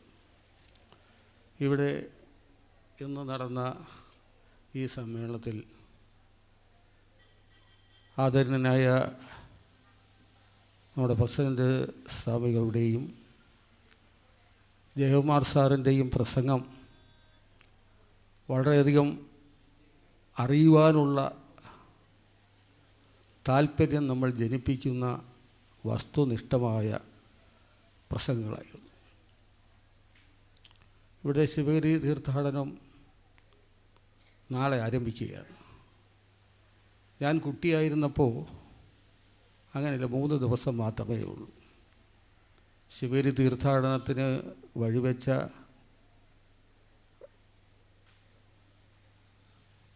നമ്മുടെ ശ്രീനാരായണ ഗുരുദേവനും കിട്ടൺ റൈറ്ററും കൂടി നാഗമ്പടം ക്ഷേത്രത്തിൻ്റെ ആൽമര ചുവട്ടിലിരുന്ന് ശബരിമല തീർത്ഥാടനം നടക്കുന്ന കാലഘട്ടത്തിൽ നമുക്കും ഇങ്ങനെ ഒരു തീർത്ഥാടനം വേണ്ടയോ എന്ന് കിട്ടൺ വൈദ്യർ ചോദിച്ചപ്പോൾ ആകാമെന്ന് ഗുരുദേവൻ പറഞ്ഞു. അപ്പോൾ അത് എപ്പോൾ നടത്തണം എന്ന് ചോദിച്ചപ്പോൾ പറഞ്ഞത് ഒരാണ്ടിൻ്റെ അറുതിയിലും അടുത്ത ആണ്ടിൻ്റെ ആരംഭത്തിലുമായി നമുക്ക് നടത്താമെന്നാണ്. അങ്ങനെയാണ് ഡിസംബർ 30, 31, ജനുവരി 1 എന്ന ആ തീയതികളിൽ ശിവഗിരി തീർത്ഥാടനം നടത്തുവാൻ തീരുമാനിച്ചത്. ഇന്നും അത് വളർന്നുപോയി. ഇപ്പോൾ അത് 25-ന് തുടങ്ങി. പിന്നെ കഴിഞ്ഞ വർഷം എനിക്ക് തോന്നുന്നു 20-നാണ് തുടങ്ങി. ഇപ്പോൾ അത് 15 മുതൽ അങ്ങനെ തീർത്ഥാടനത്തിൻ്റെ ദിവസങ്ങൾ വർദ്ധിച്ചുകൊണ്ടിരിക്കുകയാണ്. കാരണം ശിവഗിരിയിലേക്ക് ആ തീർത്ഥാടന സമയത്ത് എത്തുന്ന ഭക്തജനങ്ങളുടെയും ശ്രീനാരായണീയരുടെയും എണ്ണം ഇങ്ങനെ വർദ്ധിച്ച് അതിൻ്റെ പരിധികൾ കേരളം വിട്ട് അയൽ സംസ്ഥാനങ്ങൾ വിട്ട് നമ്മുടെ രാഷ്ട്രത്തിൻ്റെ പരിധി വിട്ട് അന്താരാഷ്ട്ര തലങ്ങളിൽ പോലും ആളുകൾ എത്തുന്ന ഒരു സാഹചര്യത്തിലേക്ക് ഉയർന്നപ്പോൾ ഇനി എനിക്ക് തോന്നുന്നു ഡിസംബർ മാസം 1-ാം തീയതി തന്നെ നമുക്ക് ഈ തീർത്ഥാടനം നടത്തേണ്ടത് വന്നേക്കാം. ഞാൻ മറ്റു കാര്യങ്ങൾക്കൊന്നും കിടക്കുന്നില്ല. കേരളമുതി എൻ്റെ കൊച്ചുകാലത്ത് ഈ വർക്കലയിൽ കേരളമുതി പത്രം മാത്രമേ വായിക്കാനുണ്ടായിരുന്നുള്ളൂ. അന്ന് എല്ലാ വീടുകളിലൊന്നും പത്രം കാണില്ല. എല്ലാ വീട്ടിലും പത്രം വരുന്ന വീടുകളുടെ എണ്ണമൊക്കെ കുറവാണ്. പക്ഷേ കേരളമതിയേ ഉണ്ടായിരുന്നുള്ളൂ. ഇന്ന് ആ കേരളമതിയുടെ ആ ഒരു എത്രയുണ്ട് എന്നെനിക്കറിയില്ല. എന്നാലും മറ്റ് പത്രങ്ങളൊക്കെ, ചില പത്രങ്ങളൊക്കെ ഭയങ്കര വ്യാവസായിക അടിസ്ഥാനത്തിൽ മാത്രം ശ്രദ്ധ കേന്ദ്രീകരിക്കുന്ന പത്രങ്ങളൊക്കെ ഇന്ന് അവരുടെ കോപ്പികൾ വർദ്ധിച്ചുകൊണ്ടിരിക്കുന്നു. ശ്രീനാരായണ പ്രസ്ഥാനത്തെക്കുറിച്ചും ഗുരുദേവനെക്കുറിച്ചുമുള്ള ആദർശങ്ങൾ ആത്മാർത്ഥമായി പ്രചരിപ്പിക്കുന്ന, അതിനുവേണ്ടി തന്നെ രൂപപ്പെട്ട കേരള കൗമുദിയേക്കാൾ കൂടുതൽ തങ്ങളുടെ വാണിജ്യ താല്പര്യത്തിന് വേണ്ടി ഈ തീർത്ഥാടന രംഗത്ത് ഉപയോഗിക്കുന്ന പത്രങ്ങൾ ധാരാളമായുണ്ട്. പക്ഷെ അതിൽ നിന്നും കേരള കൗമുദിയെ തിരിച്ചറിയുവാൻ നമുക്ക് ഈ ഗുരുദേവ പ്രസ്ഥാനവുമായി ബന്ധപ്പെട്ട കേരളത്തെ തിരിച്ചറിയുവാൻ ഗുരുദേവ ഭക്തരെങ്കിലും തയ്യാറാകണം എന്ന ഒരു വിനീതമായ അപേക്ഷ എനിക്കുണ്ട്. ഞാൻ മറ്റു കാര്യങ്ങളിലേക്കൊന്നും കടക്കുന്നില്ല. ഇവിടെ ഈ കേരള കൗമുദി ശിവഗിരി മഠവും കൂടി സംഘടിപ്പിച്ചിരിക്കുന്ന ഈ സെമിനാറിൽ പങ്കെടുക്കുവാൻ എനിക്ക് അവസരം തന്നതിന് കേരള കൗമുദിയോട് എൻ്റെ അകവഴിഞ്ഞ കടപ്പാട് അറിയിച്ചുകൊണ്ട് നാളെ മുതൽ ഇവിടെ നടക്കുന്ന ശിവഗിരി തീർത്ഥാടനം ഒരു ഏറ്റവും വലിയ ഒരു മഹത്തായ, ഇതുവരെ നടന്നതിൽ ഏറ്റവും വലിയ തീർത്ഥാടനമായി മാറട്ടെ എന്ന് ആഗ്രഹിക്കുന്നു. മാത്രമല്ല, എനിക്ക് ഇവിടെ പ്രസിഡന്റ് സ്വാമിനിയെ ഒന്ന് അഭിനന്ദിക്കാതിരിക്കാൻ പറ്റില്ല. ആനുകാലിക പ്രസക്തി, അന്താരാഷ്ട്രമായി പ്രസക്തിയുള്ള ശ്രീനാരായണ ഗുരുദേവ ദർശനങ്ങൾ അന്താരാഷ്ട്ര തലങ്ങളിൽ കൊണ്ടെത്തിക്കുന്നതിന് നമ്മുടെ പ്രസിഡന്റ് സ്വാമി വന്നതിന് ശേഷം പ്രത്യേകം ശ്രദ്ധ ചെലുത്തുകയും അത് പ്രാവർത്തികമായിക്കൊണ്ടിരിക്കുകയാണ്. അതിൻ്റെ ചില ഉദാഹരണങ്ങളാണ് ഇവിടെ സൂചിപ്പിച്ചത്. ഇനിയും അന്താരാഷ്ട്ര തലങ്ങളിൽ ശ്രീനാരായണ ഗുരുദേവ എൻ്റെ ആദർശങ്ങളും ആശയങ്ങളുടെയും പ്രസക്തി ലോകം മുഴുവൻ വ്യാപരിക്കുവാൻ നമ്മുടെ ബഹുമാനീയനായ ആദരണീയനായ സംപൂജ്യനായ പ്രസിഡന്റ് സ്വാമികൾക്കിടെ പ്രവർത്തനങ്ങൾക്ക് കഴിയട്ടെ എന്നുകൂടി ആഗ്രഹിച്ചുകൊണ്ട് ഞാൻ എൻ്റെ വാക്കുകൾ നിർത്തുന്നു. നന്ദി, നമസ്കാരം. അടുത്തതായി 2 വാക്കുകൾ സംസാരിക്കാൻ ധർമാനന്ദ സ്വാമി അവരെ ക്ഷണിക്കുന്നു. ധർമ്മസംഘം പ്രസിഡന്റ് ശ്രീ സച്ചിദാനന്ദ സ്വാമികളടക്കം വേദിയിലുള്ള എല്ലാവർക്കും ശ്രീനാരായണ ഗുരുദേവൻ്റെ പേരിൽ ഞാൻ ആദരവ് രേഖപ്പെടുത്തുകയാണ്. ഞാൻ തിരുവനന്തപുരത്ത് വിശ്വസംസ്കാര ഭവനിലുള്ളപ്പോഴും ഏരൂര് നരസിംഹാശ്രമത്തിലുള്ളപ്പോഴും തൃശ്ശൂർ രാമാനന്ദ സ്വാമി ആശ്രമത്തിലുള്ളപ്പോഴൊക്കെ കേരള കൗമുദി പത്രമാണ് അത് വാങ്ങി വായിച്ചു കൊണ്ടിരുന്നത്. ശിവഗിരി ഒരു സൂര്യനെ പോലെ പ്രകാശിക്കുന്നുണ്ടെങ്കിൽ കേരള കൗമുദി അതിൻ്റെ വാക്കാലുള്ള അർത്ഥം വെച്ച് നോക്കുമ്പോൾ ഒരു കൗമുദി തന്നെ നിലാവായിട്ട് ഇങ്ങനെ മുമ്പാക്കം പോയിക്കൊണ്ടിരിക്കുന്നുണ്ട്. ഇത് രണ്ടും കൂടിയുള്ള ആ സഹകരിച്ചുള്ള പ്രവർത്തനം കൊണ്ട് നാളെ കൂടുതൽ ശ്രീനാരായണ ഗുരുദേവനെക്കുറിച്ച് ലോകത്തുള്ളവരൊക്കെ അറിയാൻ ഇടവരും എന്നുള്ള കാര്യത്തിൽ യാതൊരു സംശയമില്ല. അതുകൊണ്ട് സച്ചിദാനന്ദ സ്വാമി അധികാരത്തിൽ വന്നതിന് ശേഷമാണ് ഈ അടുപ്പങ്ങളൊക്കെ ഉണ്ടായി എന്ന് പലരും പറയുണ്ടായി. അത് കൂടുതൽ ആഴത്തിൽ നടന്ന് ശിവഗിരിയും അതോടൊപ്പം കേരള കൗമുദിയും ലോകശ്രദ്ധ ആർജിച്ചുകൊണ്ട് മുമ്പാക്കം പോകാൻ ഇടവരട്ടെ. അതിന് ശ്രീനാരായണ ഗുരുദേവൻ്റെ അനുഗ്രഹം ഉണ്ടാവട്ടെ. സ്വാമി ധർമാനന്ദയ്ക്കും ശ്രീ ബഷീർ അവറുകൾക്കും കേരള കൗമുദിയുടെ ഉപകാരം unit chief Shri S Vikraman സമർപ്പിക്കുന്നുണ്ട്. അടുത്തതായി ഈ ചടങ്ങിൽ നന്ദി പ്രകാശിപ്പിക്കുന്നതിനായി ഞങ്ങളുടെ ലേഖകൻ ശ്രീ സജി നായരെ ക്ഷണിക്കുന്നു. എല്ലാവർക്കും നമസ്കാരം. ശിവഗിരി പരിണാമതീർത്ഥം എന്ന നമ്മുടെ കേരള കൗമുദിയുടെ സെമിനാർ, കേരള കൗമുദിയും ശിവഗിരി മഠവും സംയുക്തമായി സംഘടിപ്പിച്ച ഈ സെമിനാർ ഇത്രയും വിജയകരമായി ഇവിടെ പൂർത്തിയാക്കാൻ സഹകരിച്ച ശിവഗിരി മഠത്തിൻ്റെ പൂർണ്ണ അനുഗ്രഹത്തോടും എല്ലാവിധ ആശീർവാദത്തോടും കൂടിയാണ് ഇത് ഇത്രയും ഭംഗിയായി വിജയകരമായി പൂർത്തിയാക്കാൻ സാധിച്ചത് എന്നത് അഭിമാനത്തോടു കൂടി പറയാൻ ആഗ്രഹിക്കുന്നു. സമ്മേളനം ഉദ്ഘാടനം ചെയ്ത ബഹുമാനപ്പെട്ട മന്ത്രി GR അനിൽ അവർക്കും ഇവിടെ എത്തിച്ചേർന്ന ദേവസ്വം ബോർഡ് പ്രസിഡന്റ് അജയ് കുമാർ സാറിനും എല്ലാവർക്കും ഹൃദയപൂർവ്വം ആദരവ് അർപ്പിക്കുന്നു. ഇവിടെ ചൂഴാലിൽ തീർത്ഥാടന വിളംബര പദയാത്ര അവിടെ നിന്ന് ആരംഭിക്കുന്നതിൻ്റെ ചടങ്ങുകൾക്ക് വേണ്ടിയിട്ട് ധർമ്മസംഘം ജനറൽ സെക്രട്ടറി സ്വാമി ശിവാനന്ദ സ്വാമിയും അസംഗാനഗിരി സ്വാമിയും അവിടെ എത്തേണ്ടതായിട്ടുണ്ട് എന്നതുകൊണ്ടാണ് അവരുടെ അസാന്നിധ്യം ഈ ചടങ്ങിൽ ഉണ്ടായതെങ്കിൽ പോലും അവരുടെ സാന്നിധ്യം ഇവിടെ ഉള്ളതായി തന്നെയാണ് നമുക്ക് ഫീൽ ചെയ്തിട്ടുള്ളത്. അവർക്ക് രണ്ടുപേർക്കും ഹൃദയത്തിൻ്റെ ഭാഷയിൽ നന്ദി അറിയിക്കുന്നു. മഠാധിപതി ശ്രീനാരായണ സംഘം ധർമ്മസംഘം ട്രസ്റ്റ് പ്രസിഡന്റ് സ്വാമി സച്ചിദാനന്ദ സ്വാമിയുടെ അനുഗ്രഹത്തോടെ എല്ലാ കാര്യങ്ങളും വളരെ ഭംഗിയായി പൂർത്തിയാക്കാൻ കഴിഞ്ഞു. വിജയകരമായ ഈ ഇതിൽ സ്വാമിയോട് വളരെയധികം ഹൃദയപൂർവ്വം നന്ദി പറയുന്നു. കേരളാവധി chief associate editor VS Rajesh sir, special correspondent Manju Vellayani sir, പിന്നെ ഇതുവരെ സഹകരിച്ച നമ്മുടെ SNDP യോഗം ശിവഗിരി യൂണിയൻ സെക്രട്ടറി അജിയ സാറും, നമ്മുടെ കൗൺസിലറായിട്ടുള്ള PM ബഷീർ, വേദിയിൽ ഇവിടെ പങ്കെടുത്ത എല്ലാവർക്കും തന്നെ ഗുരുദേവ നാമത്തിൽ നന്ദി അറിയിക്കുന്നു. നന്ദി, നമസ്കാരം.